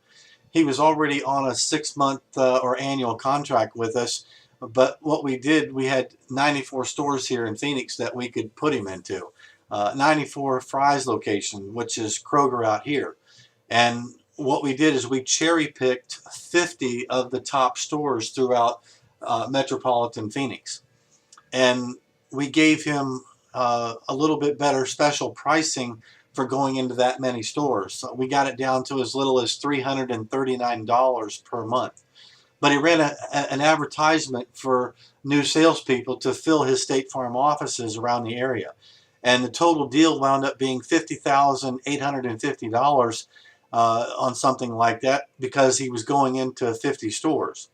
And so we got special pricing for that, as I said, but it still paid 30%. And so putting that deal together, $50,850, I made $15,000 for putting that deal together, and it only took me like 2 or 3 days from start to finish to do it. So because it was over 15 stores, we were able to put together some special pricing. So don't think that you're limited by just the scale that I've given you or the pricing that you've seen. You can jump in with anything. Again, if you can dream it, we can put it together. So now the next thing that I want to go into here are the contracts. So if all of you can pull out your contracts, I'll pull up one here as well. And I want to start getting into what we put on the contracts. And I hope this is becoming informative and fun. I'm running on time with where I thought we'd be today. We're almost an hour and a half into this. We've got probably another 10 minutes that I want to have you on the phone here now. But let's get into the contracts here. The first one is the Starkart 2013 contract. Uh, Bill, I apologize to you. You probably don't have this yet since I know you're on the call, but I'll get with you individually. Bill just came on board with us yesterday, so hopefully he's able to pick up on a lot of this here today. But if you've all got your contracts now, I want to start up in the top right-hand corner of this contract. This is something that you can fill in online at your home office. You can click on the blue spaces and start to fill in the information. But let's just start and do it together here. In the top right hand corner, you're going to see where it says the account number, the customer number, and the ISO code. Our ISO code is SLA, and that's the 3-digit abbreviation for Starlines USA. So that's what we'll put in the top right hand corner. The top left-hand corner is our corporate addresses in Ventura, California. Our administrative and accounting offices are there. This is where our advertising and creative department is located. Their fax number is located up there. Their email address for the customer to contact is there, and so on. These are not areas of contact for any of us. This is strictly for customer use only. To connect them to our customer service department and our advertising department to help them with their ads. From time to time, you'll get a customer that will arbitrarily fax their agreement to that address, but you want to give them your email address to fax it or to scan it back to, or your fax number, and then you'll send it on to us. But that said, on the contract order form, now you're going to go into the advertiser's name. Well, the advertiser's name is whatever advertisement headline is going to be used on the displays. So it might be Big Al's Towing Company, but their business name might be Big Al LLC or BigAl.com. Their corporate name, whatever's on their business license, is what goes under the business name. Now, from time to time, they'll both be the same. That's okay. But you might have a company, for example, Starkart. Starkart is actually Rose Advertising doing business as Starkart. So make sure you put whatever's on their business license on their checking account for their business name. Then the street address is going to be their billing address. We don't put street addresses too often on the ad copy. From time to time we do, but really what we want here is the billing address that they're going to use. And then city, state, and zip code, very important. And then the email address of the contact individual that you're dealing with. You'll notice on the contract here, friends, that it doesn't have a spot on here for the contact person that we're dealing with or the contact name. And so when it comes down to putting in the phone numbers, I'm going to put the main phone number in there first, but in parentheses next to the phone number, I'm going to type in the person's name that I dealt with. In the cell phone area, if we have their cell phone, we put the cell phone in there, again, put their name next to their cell phone. And if the two names are different from who we're dealing with, make sure you identify which is which. And then most companies have a fax number. Get their fax number so that we can communicate, our advertising department can communicate with them for documents and some of their ad copy. And then their web address is very important also. Their web address is important so that we can identify that, first of all, they're a legitimate company, but number two, that when our creative department is going to work with a company, oftentimes they can get the graphics that they need to put the ads together from the company's website, or if we don't have knowledge of their particular niche, to take off advertising ideas from their website to help them put their ads together. Again, that's another great thing about what we do, is that all we have to do is focus on selling the contract. You and me and everybody else on this call, we don't have to focus on helping our advertisers, our customers, put their ads together.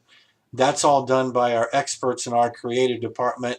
They will put the ads together with the customer. They will get them to sign off on the proofs, and they will help them get those ads published and on the grocery carts. Let me just go into that for a moment so you understand the finite details. Like I say, after you submit a contract and it gets approved, 99% of the contracts are going to be approved. There usually isn't a problem getting that through unless somebody misrepresents what we offer. Rose Advertising is going to put together the creative with them. They're going to send the proofs to them to sign off on. They're also going to remind them every 28 days that they need to have their advertisements in if they want to change their ad copy. You and I, we don't have to focus on that. They do it for us. Likewise, when their contract starts to uh,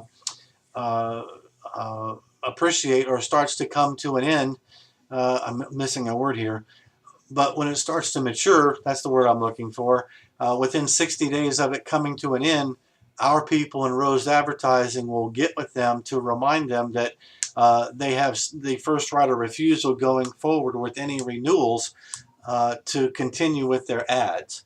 And if they're not going to continue, that they must send in their desire to cancel or not go forward with any subsequent programs.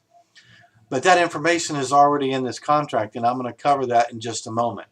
But to finish up this first part of the contract, make sure you put their website in there.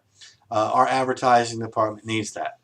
Now, the total price of the ad is whatever your base rate is times 6, times 8, times 9, times 12, times 13 cycles.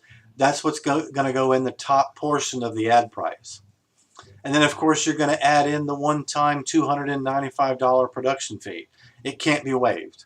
One time is one time. And then other. If you put in other services, this is going to take me a little bit more time to cover than I thought. This one thing I did forget to tell you about is we have a rotation program. We all have billboards in our communities. And the billboards change every 30 days, every 60 days, every 90 days, every quarter, it seems. And they move those billboards and those messages to another part of the community to have an overlay of the same message.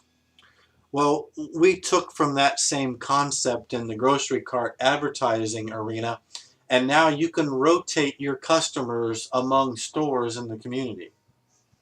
So, as an example, if you wanted to, if you've got a merchant that said, well, hey, I want to be in 10 stores. Well, that's great. That's awesome. And if you go into 10 stores, that price is going to be $59,990 for the year. Well, hey, I can't afford that.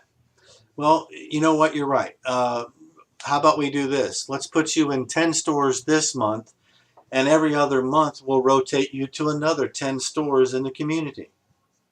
You can do that. So you can rotate people throughout the community so they might be in some of those stores some of the time, but not all the stores all the time. Or you might just get that big whale that says, I want to be in all the stores all the time. I don't want to rotate. Well, then they would be paying top dollar for something like that. But if you put them in the rotation program, split the number of stores in half, sell them at least half of the stores that you wanted to, and then increase the price. Increase the price, again, at your discretion, but a minimum of $250 per store that's included in the rotation. So, for example, if you have 20 stores, but you're only going to start with 10, but rotate to 10 others, 250 stores times 10 is another $2,500 added to the sale. So let me say that again. You have the ad price for 10 stores in here. So 10 stores at $499. Let me see here. I got to do the math here. I'm going to do it on my calculator. $499 times 10 stores times 13 cycles is $64,870, for example. If you add an additional 10 stores to the rotation, you're going to add $2,500 to the sale. And now that sale becomes $67,370 for all 20 stores instead of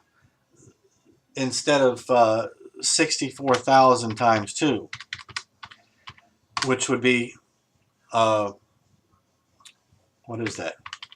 Can't even do my math here. 64 times 2 is 128. So 128,000. So they get the advertising going all throughout the community for an additional $2,500 instead of it being an additional $64,000. That said, if they go into all 20 stores or they do 10 plus the rotation of 10 other stores, we still only charge them, guess what? A one-time production fee of $295. And they can still change their ads every 28 days. That's an unbelievable selling point. That's an unbelievable value. When do we charge a different $295 production fee? When the tax ID changes. That's the only time. So, for example, you might have 20 stores in the community. 10 of them might be XYZ grocery store, but another 10 stores might be ABC store. You can have different ads in different stores. So you could have an ad for your used cars in one store and have your ad for new cars in 10 other stores. Still only one $295 production fee. So unlike car dealers and other companies that say one time and then do a bait and switch, with Starkart and Executives International, one time is one time.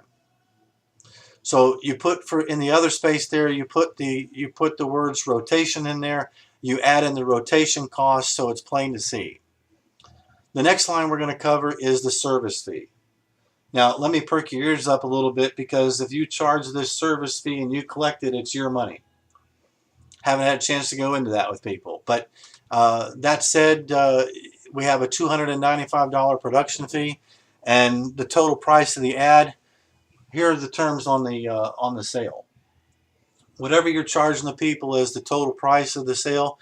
If they're not going to pay the whole amount up front today, we need at least 50% down. Please write this down. We need at least 50% down today, plus the $295 production fee and the $50 service fee. So if you're charging the service fee, it would be the ad price at 50% down plus $345. If you collect it, that's your $50. And then after 50% down and the $345, we have 2 equal payments for the balance, each 30 days apart over the next 60 days.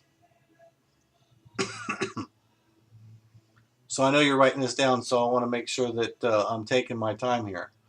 So again, if they're not paying the whole amount today, which is the total price, including the $345, they have to put at least 50% down today, plus then 2 equal payments for the balance over the next 60 days, one in February and one in March, prior to installation on or about the first week or second week of April. And make sure you put in here the remaining balance after their deposit today. And then it says here, advertisers shall pay remaining balance in 2 equal payments of, and put it in there. What are the 2 equal payments for the balance? Remember, they're putting in 50% today of the total ad price, plus the rotation if you got them on a rotation.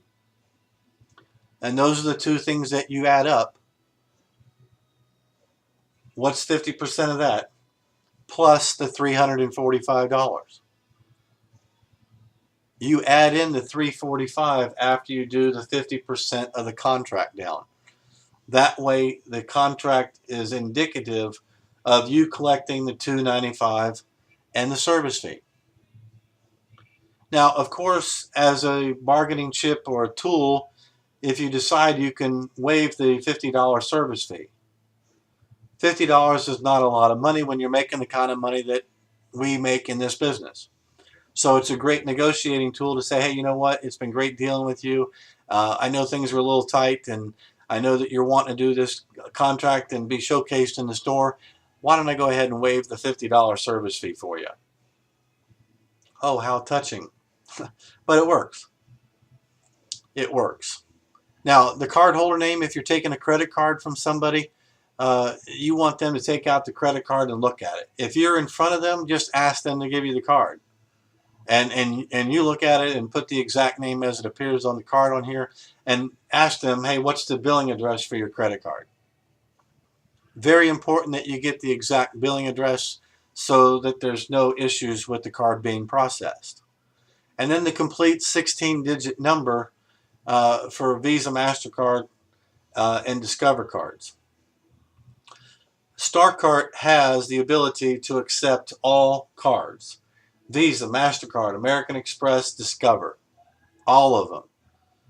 We have always felt that the more payments, more forms of payment that you can take, the easier it's going to be to do business with people, and the more sales we're going to be able to create.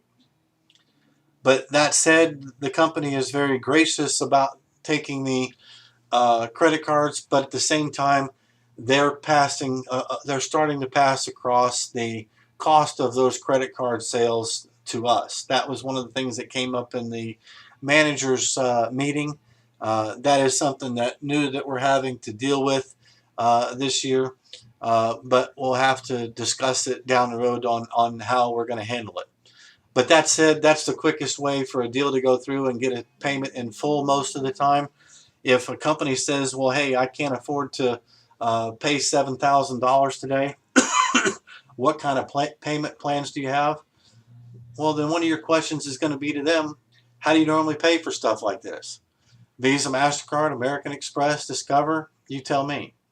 Well, I pay by credit card. Well, that said, you can pay for the whole amount on your credit card today, and you can make whatever payment you want to at your rate of payment back to your credit card company. We accept them all for your convenience. Well, my card only has a $2,000 limit, but I have another card that has another $1,500. If you have to break up the sale in multiple credit cards, then break out an additional sales form to put those additional cards on. I recently had a card dealer that was the Mazda Dodge dealer. It was Mazda something. I forgot what the second one was. And he was for two companies anyway. So with his Mazda account, he paid for the down payment on part of it with half of it. And then we charged the second card the same day for the other half for the rest of the amount. So if you have to split it up in 2 or 3 cards, that's fine. If you have to split it up in cards and checks, that's fine. But in light of the 3% expense potentially being passed along to us, I want you to try to emphasize getting a check as much as possible. That way we avoid the 3%. That said, that's also another negotiating tool. If they tell you that they want to pay by check, then you can offer it as a sales tool to them. Hey, since you're going to pay for it by check, you're going to help us save the 3 to 5% that we get dinged by the credit card companies. How about I go ahead and pass that along to you? Well, if you've got a $5,000 or $10,000 or $15,000 or $20,000 sale or a $50,000 sale, hey, you know what? If you're going to waive that for them and they're going to pay by check in full, you're going to waive that 3%. You're only setting yourself up for the automatic renewal down the road because you're bridging a gap and you're bonding with your client. So use that tool to help you out. That said, as I've told all of you when I talked to you initially, we do have renewals built up. We do have residual income. And here's where that comes into play. Again, you're going to have the cardholder sign off on the cardholder signature here. But right below that, you're going to see a spot that talks about continuation. You always, always, always want to fill this in because this is your money. So whatever price that you've got them at on the monthly rate right now, you might want to offer that to them going forward. And when you're talking to them about this continuation area, you're going to say something like, hey, normally the company, most businesses, they'd like to get an increase or add, increase the rate going forward with any product or service. It's that way in most businesses. But I've had a great time talking with you here today. I'm looking for the long-term relationship with you. And instead of taking the rate from $400 a month to up 25%, which would take it to almost $500 monthly, what I want to do is lock you in at the same rate going forward. And so since we're at a monthly rate of $499 here, I'm going to go ahead and put that in the contract here that for any potential renewals going down the road, not only are you going to have first right of refusal, but let's just lock you in at the same rate. So you write in the $399 or $499 or $599 base rate right here, and you're going to have them sign cardholder signature right there, and that's your, that's your residual money going forward. Time for a pause and a drink of water. So let me open up the phones here for a second to unmute yourself. You can press *6 if you have any questions about the contract.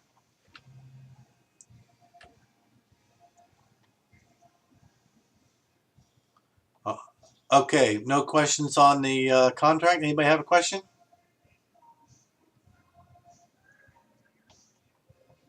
I can hear you. Is it Jeremy? Yes, go ahead.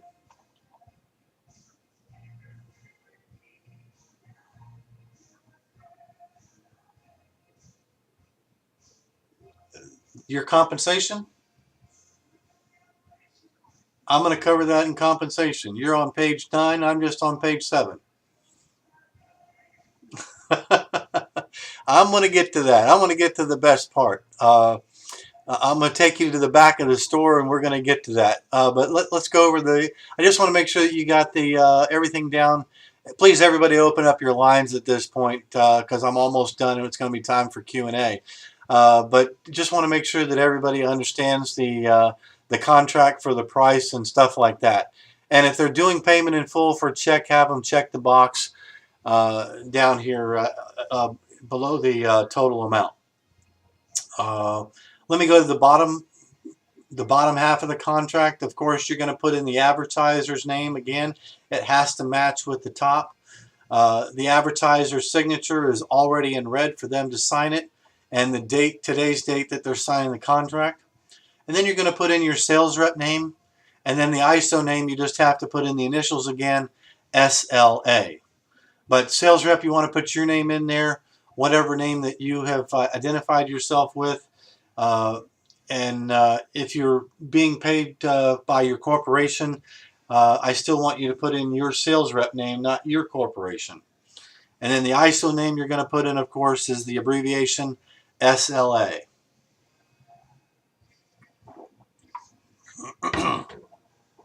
Okay, so now let's move on to the next document. Any questions on the main contract itself?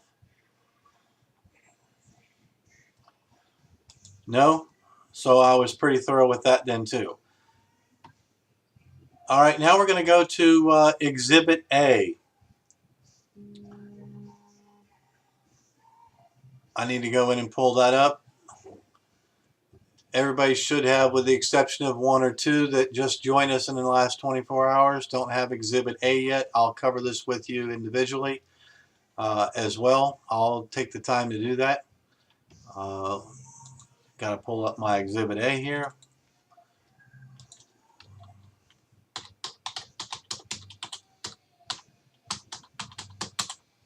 Has this been informative for everybody?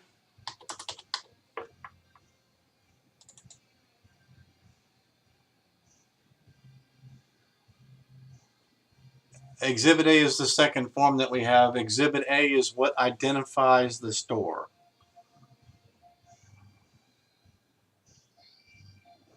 Who is this, please? Okay, well, you may not have that. It was one of the documents I thought I sent to you, but possibly forgot it. But it should have been one of the first 3 documents you received from me. If not, Brad, again, I'll go over it with you individually. Bill Johnson's on the phone with us, and he doesn't have anything. He's kind of sitting there out in space and naked and doesn't have anything to work with. So, but Exhibit A, everybody else got one? Okay, Exhibit A, same thing. You're going to put up in the top right-hand corner. It says ISO ID. You're going to put SLA. Over on the far left-hand side, it's going to give you our corporate address. Again, this is really for the customer's edification because they're going to keep a copy of this. And then under Exhibit A, you're going to see the first thing that says insertion order to agreement by and between Starkart, the ISO, and name of advertiser, ABC Inc., and then the date. One of the contracts that we got yesterday, this was not filled in, but thankfully I knew who it was. Then the NAM ID.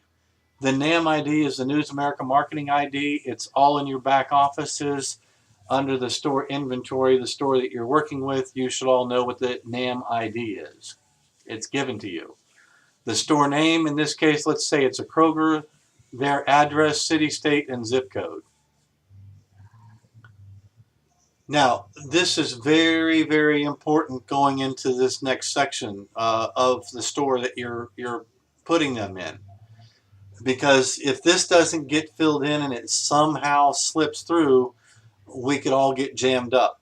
But remember that you're selling each advertiser a 15% share of the store's grocery cart inventory.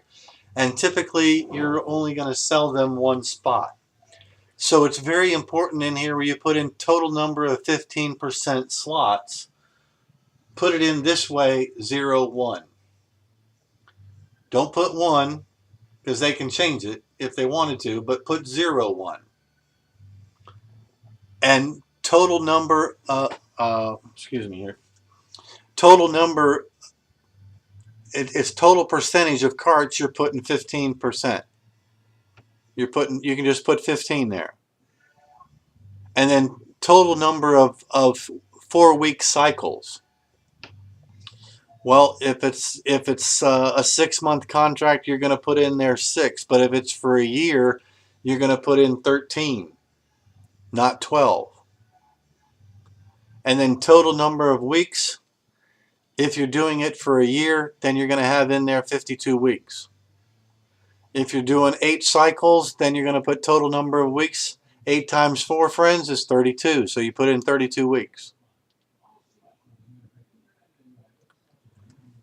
Now, according to the cycle calendar that most of you have, right now, any sales that we would do today going forward, let me get to the cycle calendar, up until,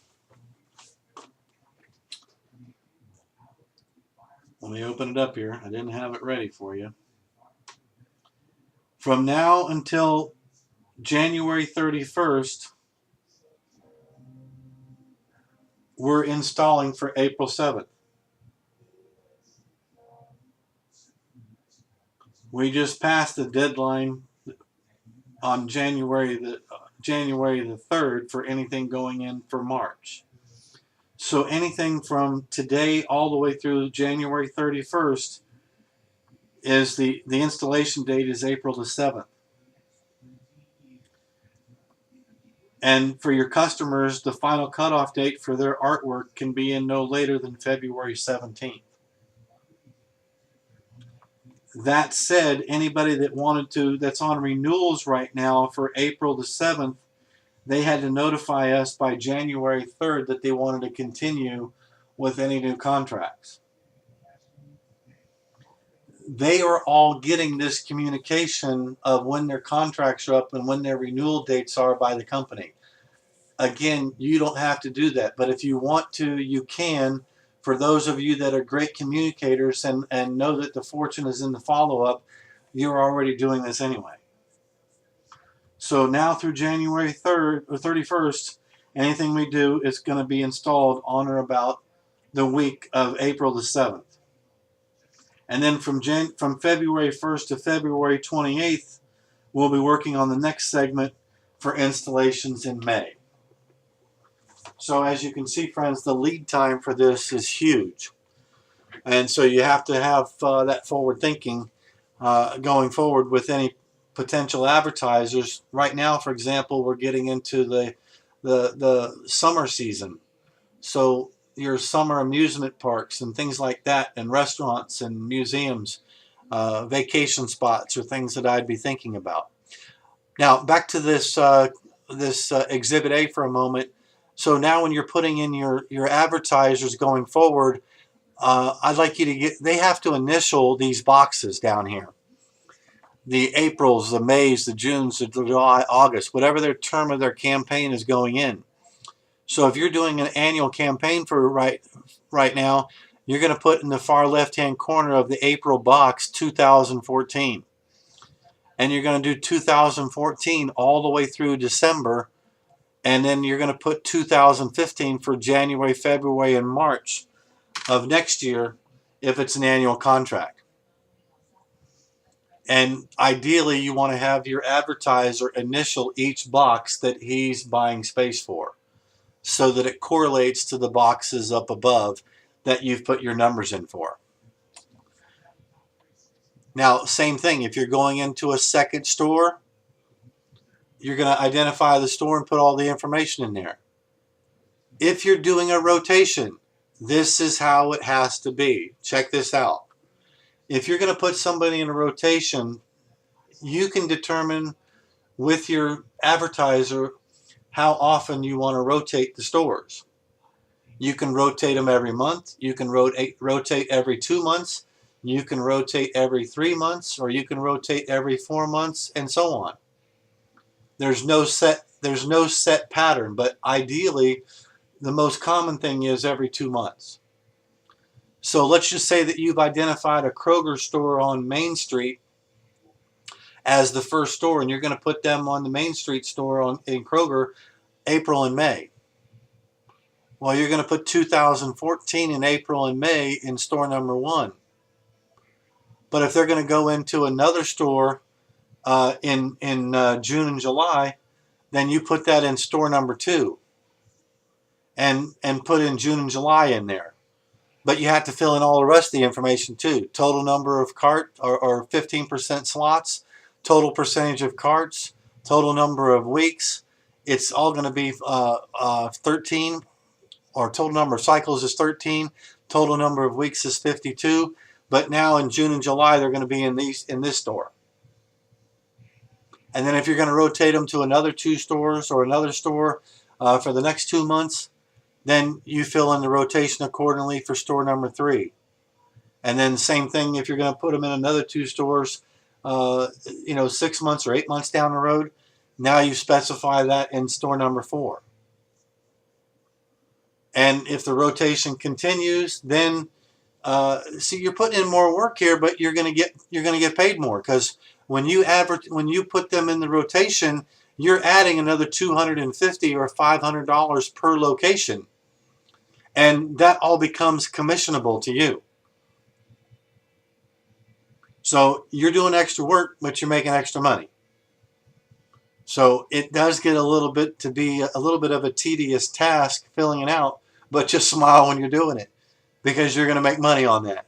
And you have the ability to charge a minimum of $250 per rotation, but you can charge whatever you want to.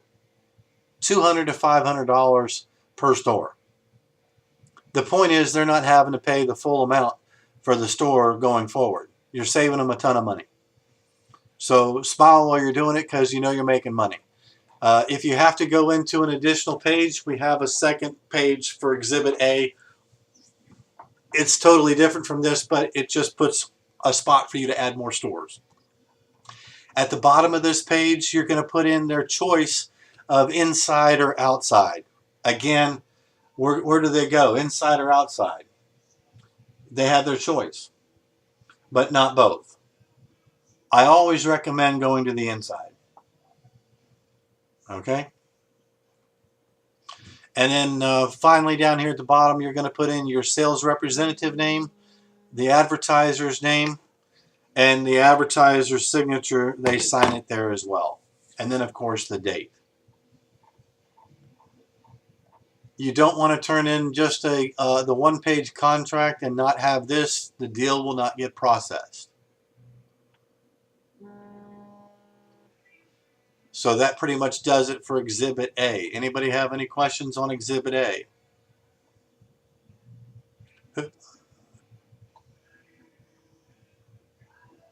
at the very bottom of the page. Was that Tanya's voice? Hey, Anna. At the bottom, up above sales representative, it's item number F. It says inside or out, and we give them a choice of inside or out. I definitely recommend the inside, but this is one area, and again, I don't like it, but News America Marketing ultimately controls it. They don't give us a guarantee on this spot. This is merely indicating their preference. But let me just tell you how you address it with them.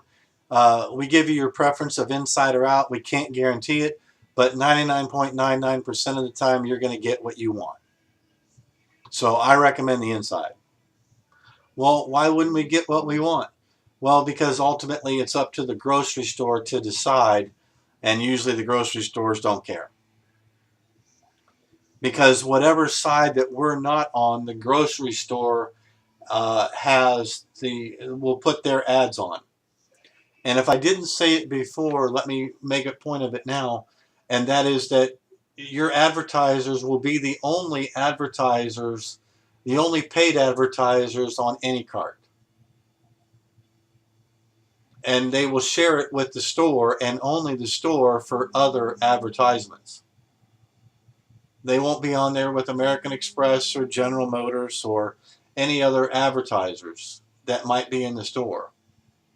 So it's your advertiser plus whatever the store puts in there. They might be promoting their fuel.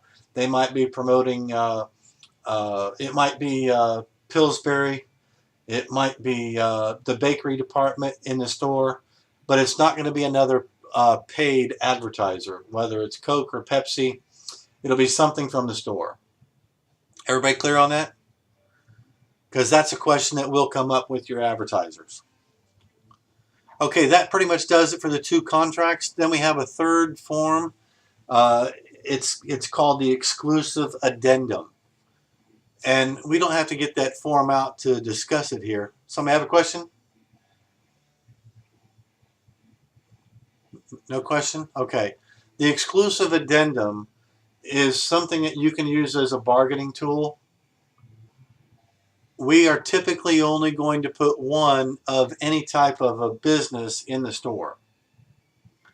And it's a News America marketing rule. It's not ours, so I don't have an explanation of it. But for News America marketing purposes, they don't allow us to give an exclusive to a realtor. Don't ask me why. I don't know. It's just been a rule that typically we don't give a realtor an exclusive. I'm not telling you that you can't write it, because you can. But use it as a bargaining tool. For example, if somebody says, I want an exclusive, but they're only negotiating with you on a 6-month contract, just say, yes, I can give you an exclusive, but only if you're going in there for a year. But with realtors, I don't want you to get in the habit of writing out an exclusive unless you absolutely have to. Unless that's really what's going to make the deal. And if that's really what's going to make the deal, I'm not going to question it. We just had to use it and send it to us. But for all other people, it's definitely a good selling tool. We're only going to put one school in here of your type. So if you have a private charter school, but you have also a university, you can put both of them in there because they don't compete with one another. Everybody clear on that? Okay. And then dealerships. I just did a couple of dealership things, and I think I've shared this with all of you before we got into this call. But this is a very solid tool to use. And if you can do it, it's awesome. I just recently set up a car dealership, 2 car dealerships in one store in Texas. And I sent out an email, and I got an immediate response from a car dealer that said he wanted in, and I gave him an exclusive. And I gave him an exclusive for all car dealers. 2 days later, a competitive car dealer in the auto mall right next door to him called in, And he said, hey, have you got a car dealer yet? And I said, yes, I do. And I'm sorry. He said, well, who'd you get? And I said, I got the guy that's the Dodge Scion dealer. In fact, I can tell by addresses, it's the guy right next door, and it's Tom so-and-so. And the guy said to me in his very nice Texas slang, he says, well, Tom doesn't sell the same shit I do. Why can't I be in there? And I said, you know what? You're right. And so we did a three-way phone call with the other dealer. They knew each other, so I kind of knew what I was dealing with and what I could get away with. And I got Bert and Tom to talking to one another, and Tom finally gave permission for me to sell another 15% share to Bert in the same store because they don't sell the same things. So we tore up the exclusive addendum and rewrote the exclusive addendum to specify an exclusive for his brand of car in Toyota and Scion, and then gave Bert, the other car dealer next door, the exclusive for Buick and GMC. But what I did to protect myself and to protect you is that now if we want to go in and put the Mercedes or Lexus or Audi dealer in there, we can still do it.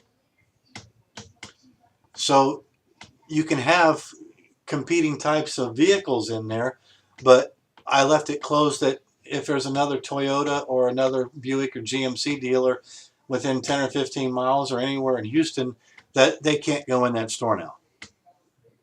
So I want you to let you know that there's other tools that you can use the exclusive addendum for.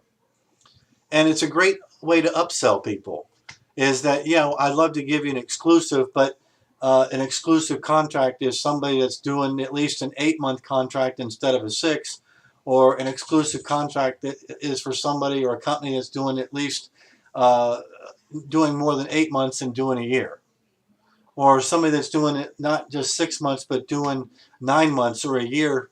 I could take you to 9 months and we can do an exclusive. Or I can take you from 6 months to 12 months and we can do an exclusive. So if they believe you and you want to use that as a tool, it's a great bargaining chip.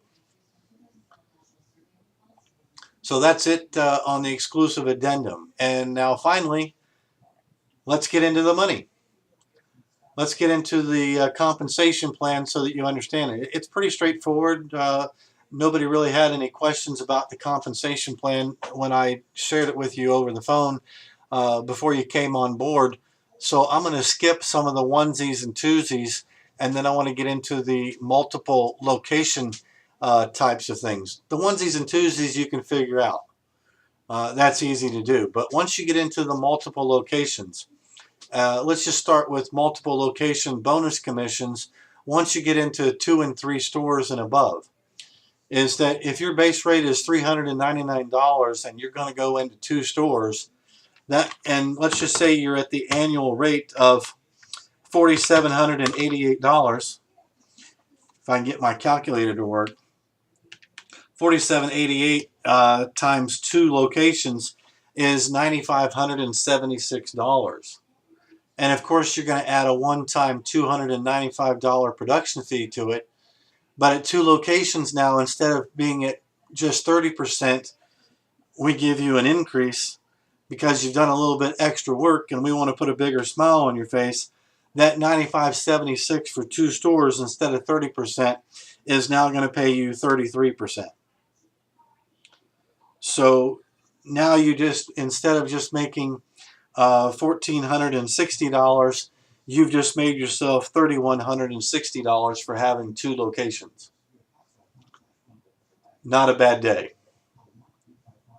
Well, now if you get into 3 locations on an annual contract, for example, or maybe they're 6 months. Let's go into a 6 month 6 months contract, but you do 3 locations. So you got them in a Kroger and a Tom Thumb and an Albertsons, let's say, and you sold them at $23.94 per store. So $23.94 times 3 locations. Let's just skip that. Let's go to 5 locations. $23.94 times 5 locations now takes you up to an $11,970 contract. Well, because you're in 3 or more stores and you got them at the base rate of $399 a month, now that $11,970 goes from 33% to 35%. So now instead of making just $720 per store, you're making about, what, $1,000 per store, almost 1,000. And so you just made $4,189 for those 5 stores at 6 months each.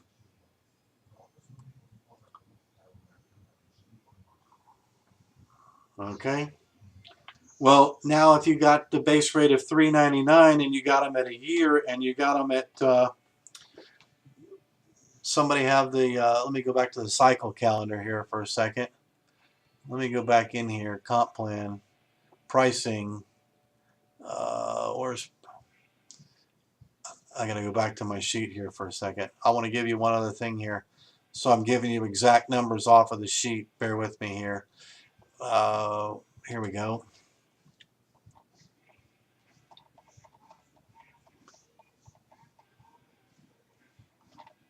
Where's pricing? Okay, so let's go back to that $399 for 13 cycles for a year. That's $5,187 for the year, and you have somebody that's doing 5 stores. $5,187 times 5 stores is $25,935. Well, at that rate, you are at 35%. So times 35%, you just made yourself $9,077 for that day, for that contract. How many of you been to Vegas and had a royal flush? Well, if you go to Vegas and you get the royal flush, you're not going to get, most of the time, you're not going to get up and walk away. The rule is you play it off. You don't lose it all, but you go for another spin or two before you cash out. So if you turn in a contract like that, don't take the day off. You're hot, you want to rock, you just won the lottery, go do it again. Well, that said, now let's say you have a car dealer and you know you're going to get the contract for a base rate of $599. So you got $77.87 for the year times 5 locations. Now you just made, you have a contract you're turning in for $38,935. Well, that would be $599 base rate. So now that puts you at the top of the food chain for the comp plan. You're at 3 stores or more. Now you just made 40% on that kind of deal. So you just had yourself, that isn't right. What is that? Let me go back to it. Another page here. Somebody do the math on it already? 15,000. There you go. Say it again. Very good. So that's a pretty good day, wouldn't you all say? Go get another one. Okay. Glad we got some enthusiasm out there. All right. So that's the compensation is pretty straightforward. It's easy to understand. You know, you get into multiple locations of 3 or more. Just you can do the math on here. It's pretty simple to follow.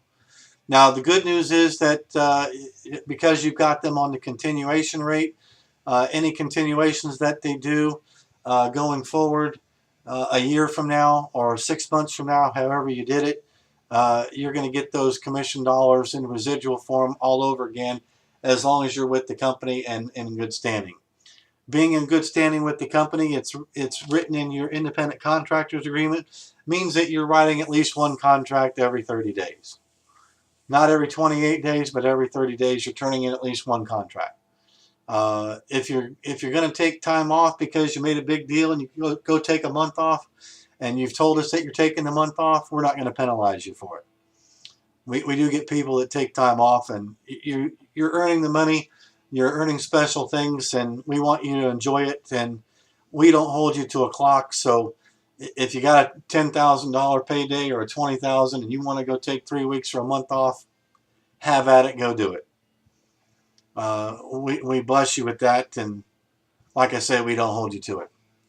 So let me get to the last part of this. Anybody have any questions about the compensation? Jeremy, did I answer your question, or do you still have one? Split cards. Okay. Okay, split cards, again, if you're doing split cards, I want to go back at it. Remember, you're collecting at least 50% down. And if you're not getting payment in full, friends, you're getting at least 50% down. And that 50%, 99.99% of the time, covers your commission dollars.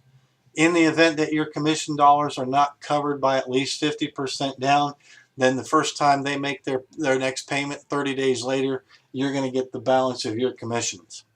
In any way, shape, or form, our goal is to pay you within 3 to 5 business days of you submitting a contract. So anytime you submit a contract to us, we try to pay you within 3 to 5 business days of our receipt of that contract. Yep. Okay. So that's what we do for you. And I didn't go into the online contract today. There is one that you can do through starkartdenala.com. It's called the online contract. And you're basically filling in the same information that you are on the paper contract that we went through today. And I would like to go through with that with each of you on an individual basis. But if you do the online contract, you have to be very clear with your customer on the other end on filling it out. If you don't know how to fill it out yourself, you need to learn how. But there's a software that you can use online called join.me, and you can put that contract up online and you can start to fill it out with them. And then you can turn the mouse over to them and allow them to fill in their initials and their electronic signature on the contract. And then you can press enter to have the contract submitted. If you start to learn to do the online contracts, you're going to speed up your payment process, your payment time to the shortest time, which is usually 72 business hours. You can have them fill out this online contract and then still send in a check overnight. If they send in the check overnight, you'll give them the address for the Goodyear Avenue address in Ventura, and then you'll have them send the check overnight. You can either offer to pay for it yourself, 25 bucks out of your pocket, or they can pay for it. But in all cases, ask them that when they're scanning their paperwork in to send the check or send the documents back to you to be turned in, that they also scan in a copy of the check. And scan it in vertically, because sometimes when you do it horizontally, the routing number and account number sometimes doesn't come through legibly, especially on a fax. So anybody have any questions about the compensation plan? It's pretty easy.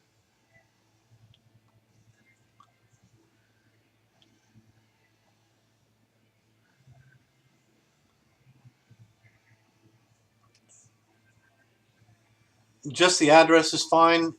You can have them put your name on it. Attention Anna McElroy, for example, or attention accounting department. But the deal has already been turned in with your name on it. And so they're already looking for that check to come in for that company, and they know who the deal goes to. But you can also ask them to put your name on it, and that doesn't hurt, and it just adds more credibility on top of it. And like I say, we pay you within 3 to 5 days, and we're going to pay you typically 100% of your commissions. In the unlikely event that what you do collect does not cover your payments, you'll get that payment the first time they make their payment. And sometimes it's kind of fun to write such a big deal that 50% of it doesn't cover your commissions.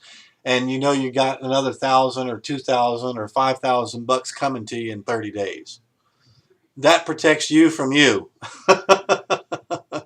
But you know you wrote a big deal if that's a problem.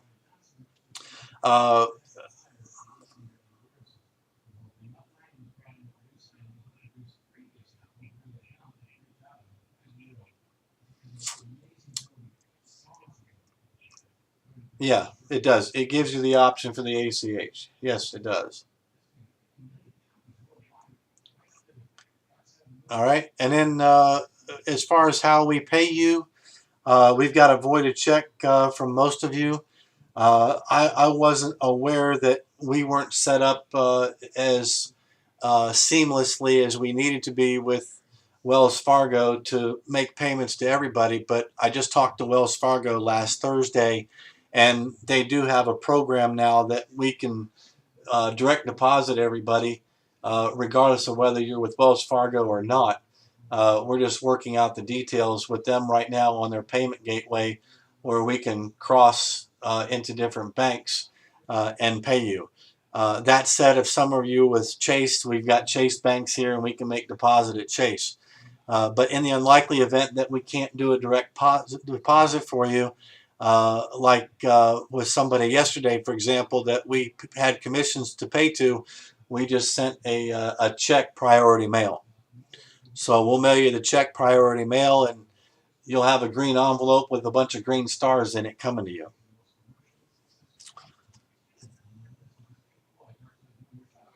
Say that again, please.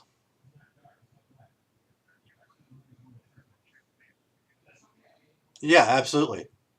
You don't have to do direct deposits. You can have a check mailed to you. And for those of you that have corporations, we pay your corporations. And for those of you that don't, we'll pay you personally. And if you want to have a corporation paid, you just submit us your corporate papers and your voided check, and uh, we change out your agreement from an individual to a corporation. And then finally, I want to get into communication. I'm a team player, and I love working with my people. And to me, as part of the executive team, I consider you an extension of my family. And I like to have communication with my team and my family daily because you're the most important thing to me. And I like to help people, and I also like to hold you accountable for your goals and getting you where you want to go. But it also helps us in helping all of us get better. It helps me get better. And if I don't think that any of you, when I talked to you, I found out that you were good basketball players. I think you probably all stink at basketball. Uh, but let me just ask you a question. If you were put on or drafted by the LA Lakers, and even though you stink as a basketball player, would you become a better basketball player if you were on the team with Kobe? You'd have to, wouldn't you? You'd have to become a better basketball player. So that's why I've surrounded myself with all of you, because you're great players. You make up an important part of the team, and the communication that we have together is only going to help us thrive and get better, and to have the best trained team, and to have a home environment, but also have a team environment, and to keep you moving forward, and to help you with your situations and problems. We all have them, and I have my fair share of problems too. But I try to stay focused on what I'm doing. Now, as far as communication goes, yes, go ahead.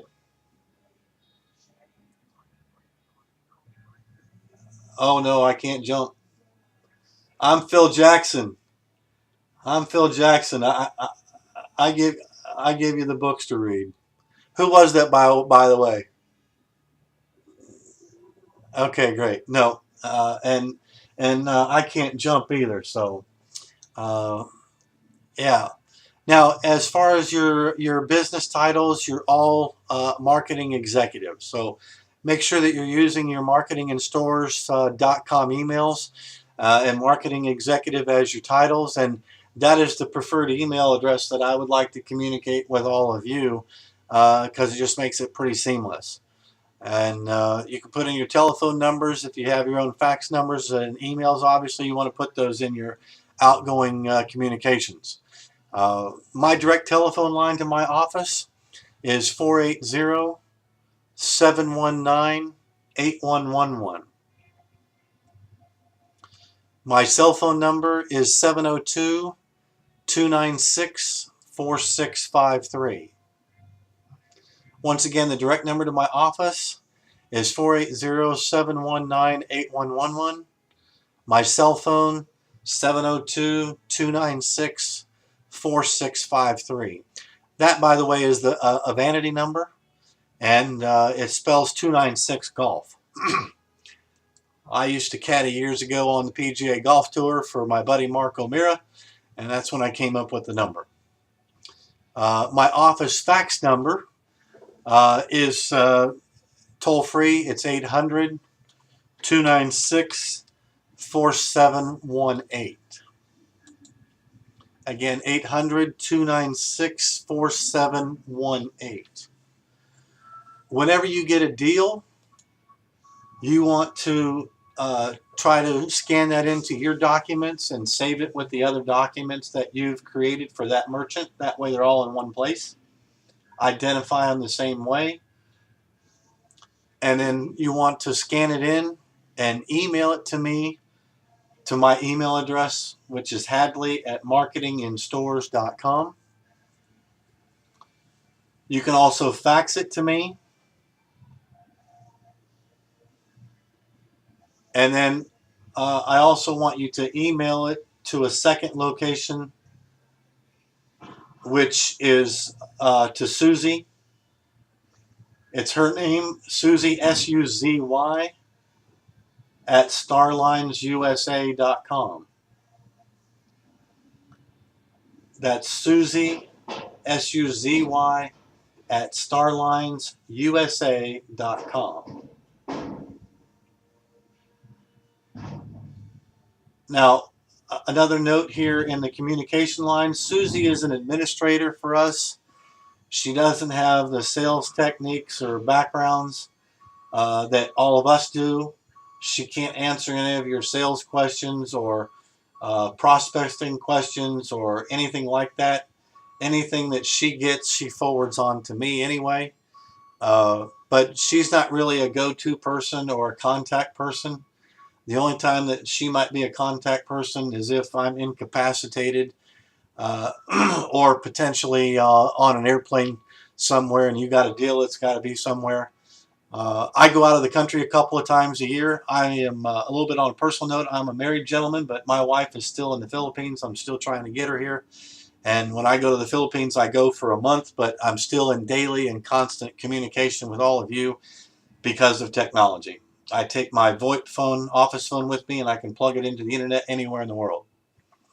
And my phone works, cell phone works anywhere in the world too. So I'm never far away and I can be reached. But that said, not to hold up the process, I will have you fax every deal to Suzy because ultimately that's where I fax them to. And if there's any corrections that need to be made, then I'm going to notice it. But I need to notice it before Suzy does. So it might be best just to fax them to me and then I can look them over, and if I need to make any corrections, then we can do that.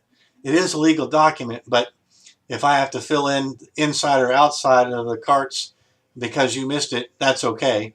But any signatures and stuff like that that are missed, we can't sign those, and they have to be resent back to you to get the right things done. So just make sure and go ahead.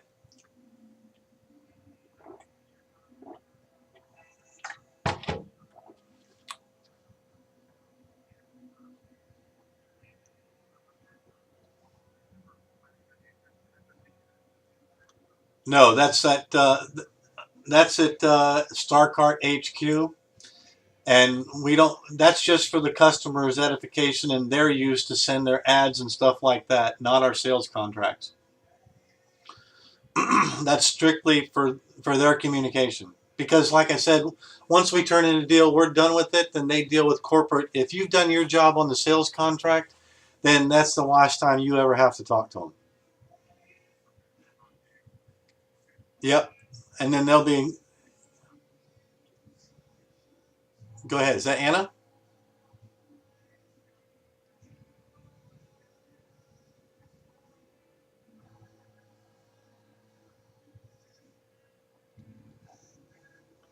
Good question.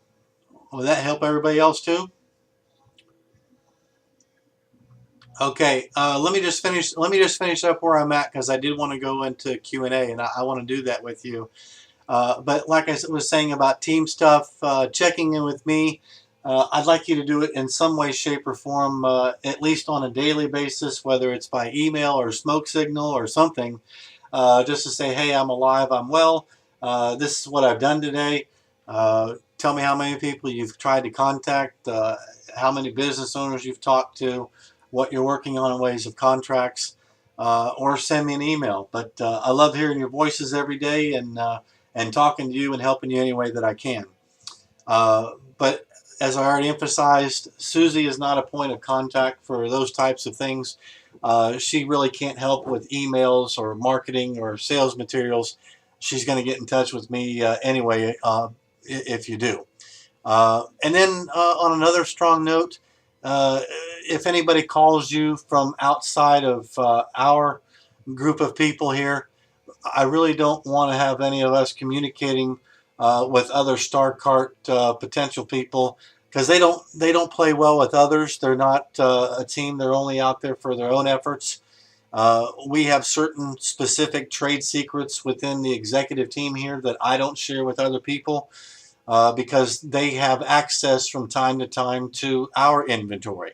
Not always, but from time to time they might try to slip in the cracks and and and sell a particular store.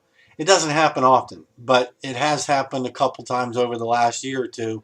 And I just want you to be protective of the things that we do and the ideas that we share, and keep it among us, because they're very specific, unique trade secrets and things that I have created to make us the team that we are, and to get the deals that other people won't otherwise get.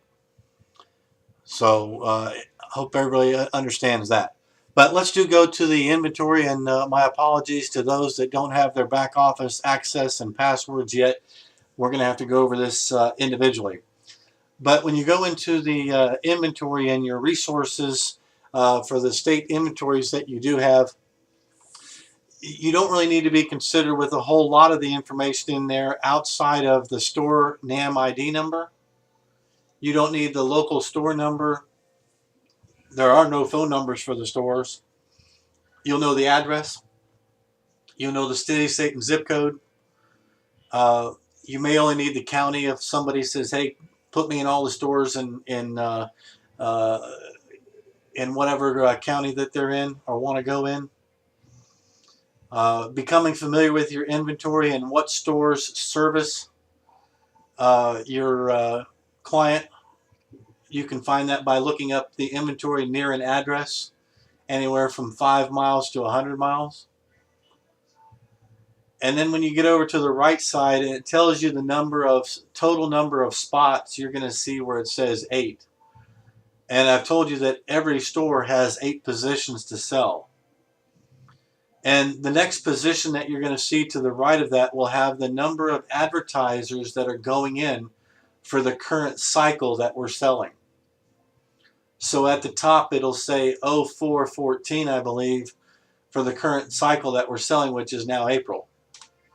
And it will tell you how many spots are sold, whether it's 0, 1, 2, 3, or 4. And if you hover your mouse over the 0, over the 1, 2, 3, or 4, or 5, or 8, or whatever it is, it will tell you what advertisers are already in that store. It will tell you if there's a real estate agent in there. It will tell you if there's a dentist in there. It will tell you if there's a home improvement company. And if they have an exclusive, it will say exclusive right next to it.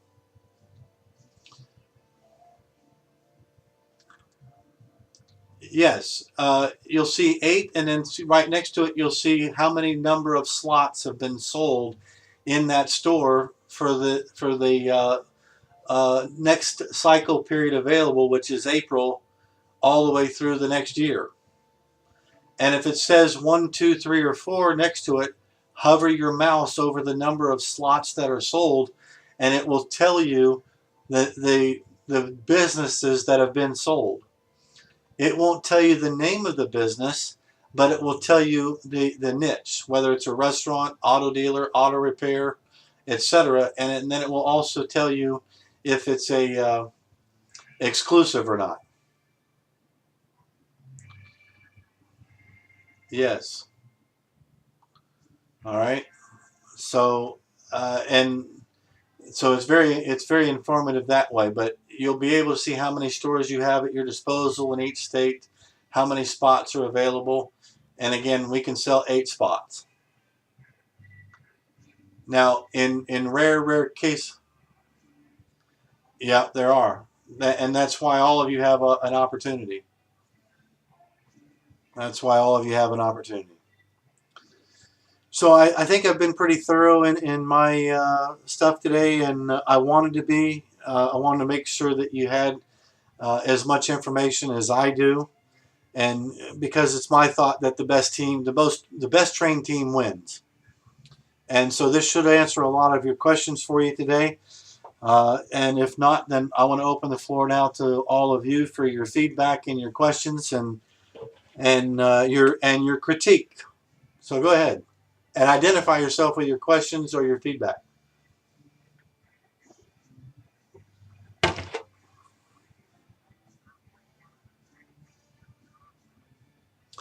Yeah,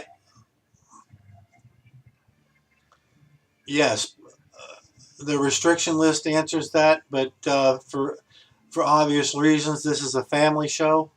Uh, that you don't want to put porn stars in there. That's for sure. So market restrictions, anything that the grocery store sells, that would be considered a competitive product. So alcohol, videos, televisions, and some of it's different for different stores. If there's a stores now with Kroger that they sell furniture and clothing, then you can't put clothing and furniture stores in there. Florists are 99% out of the deal in most grocery stores because all grocery stores today, I think, sell flowers. Restaurants that don't have waiter and waitress services, the way that you decide whether or not you can pitch a restaurant is if they have tables in the store, in the restaurant. And then waiter and waitress service. If they're fast food and they only offer counter service, then you can't put them in there because you can get those finger foods and things like that from your grocery stores.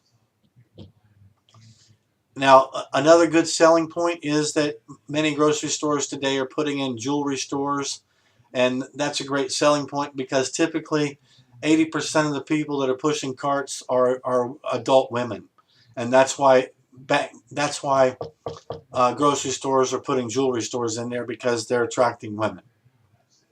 So great selling point. But you don't want to mention that to every business because not every business caters to women, but it's a great selling point for those businesses that do. Questions, comments, feedback, critiques?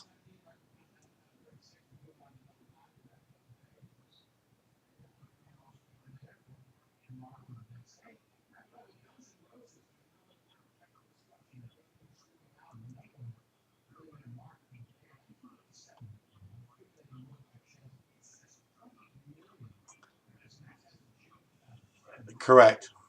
80 means you have 8 merchants to put in that location. Like for example, Brant, who's in this on this call right now, he's identified a goal to me that he wants to sell all 108 positions in Virginia Beach over the next 90 days. And he's probably a guy that's going to do it too. But that's the opportunity that you have. We don't have boots on the ground, and it's just been pretty much a telemarketing thing that Starkart has done. They do have a telemarketing room. They have 6 or 7 people on there, but they're not focusing on the areas that we're in. Being that you are the boots on the ground in the area, if any leads come into the company, they go to the people where we have boots on the ground instead of the telemarketers.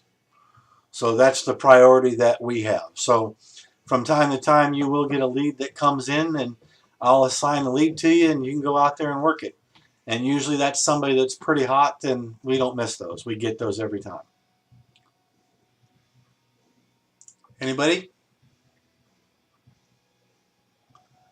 Well, listen, if we don't have any comments or feedback or critiques, I want to thank all of you for your time today and your participation and taking the time to listen to me. I hope this has been very thorough. It's covered everything, and that you continue to see the huge opportunities that all of you have and the impact that you can make in your marketplace, because Each of you have the ability to make $100,000, $200,000, $500,000 in a year or more, and you're all great people. And I'm just happy and thrilled to have you all on board. And I look forward to hearing from you today and tomorrow and the next day. And let's just build this and have some fun together here in 2014. With that, I'll say thanks and call me as you wish today. And I look forward to speaking to you soon. Appreciate you guys. All right. Bye for now.